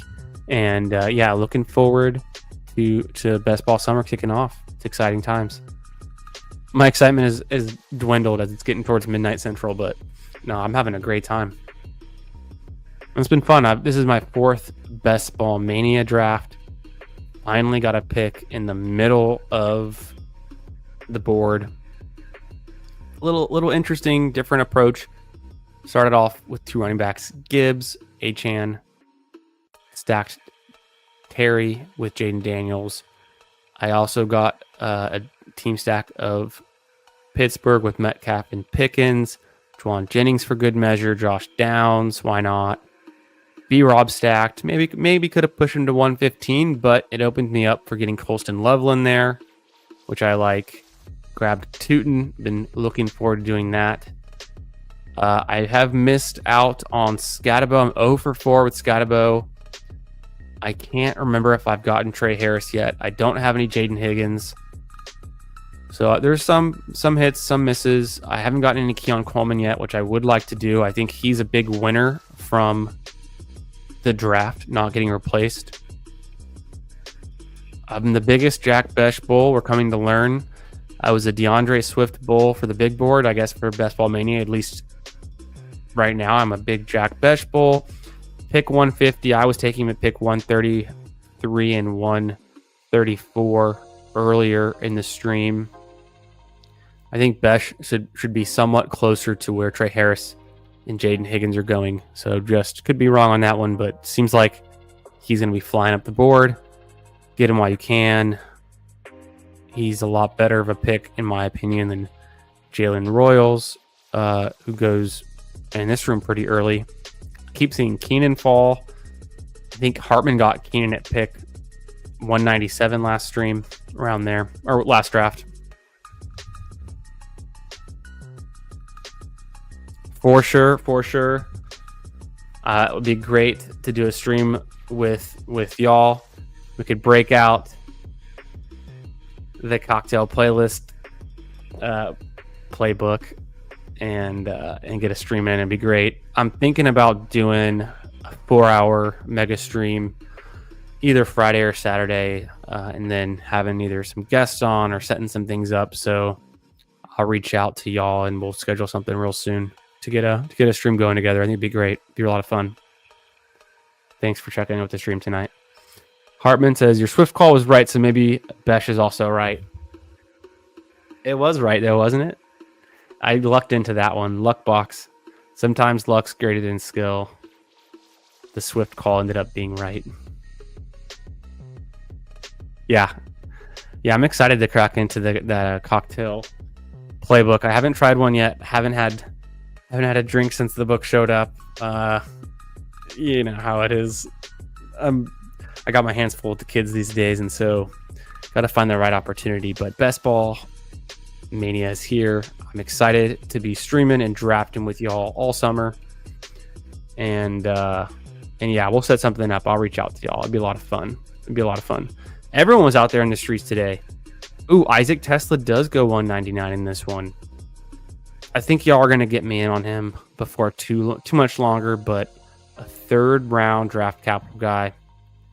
Hard for me to commit to that without getting a little bit more information. At the same time, I did just take Nick Westbrook-Akine, so what do I know? Yeah, that was fun. The 30-second clocks, good for streaming. I'll probably do more 20-second clocks when I'm off stream. And yeah, 4th Best Ball Mania of today. It was good stuff. While you guys are here, make sure you're subscribed to the channel, because I'm going to be doing live drafts late at night all summer long, and you're going to want to be here for that. And as well, you're going to want to be in the circle. So the circle of trust. If you're not subscribed to the channel, you can't be in the circle. It's a good place to be. A lot of good people in the circle of trust already. Come on in. And yeah, with that, we're going to wrap it up there.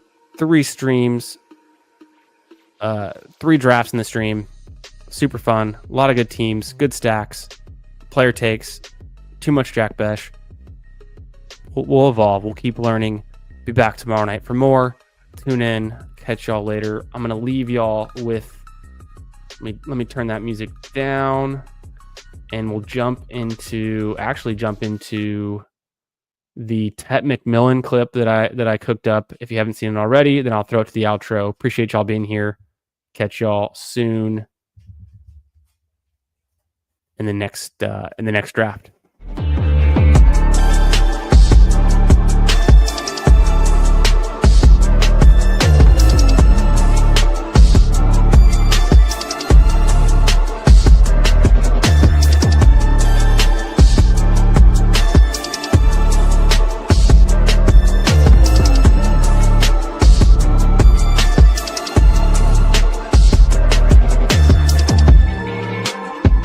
But overall, it's like the guy can ball. Like, actions speak louder than words.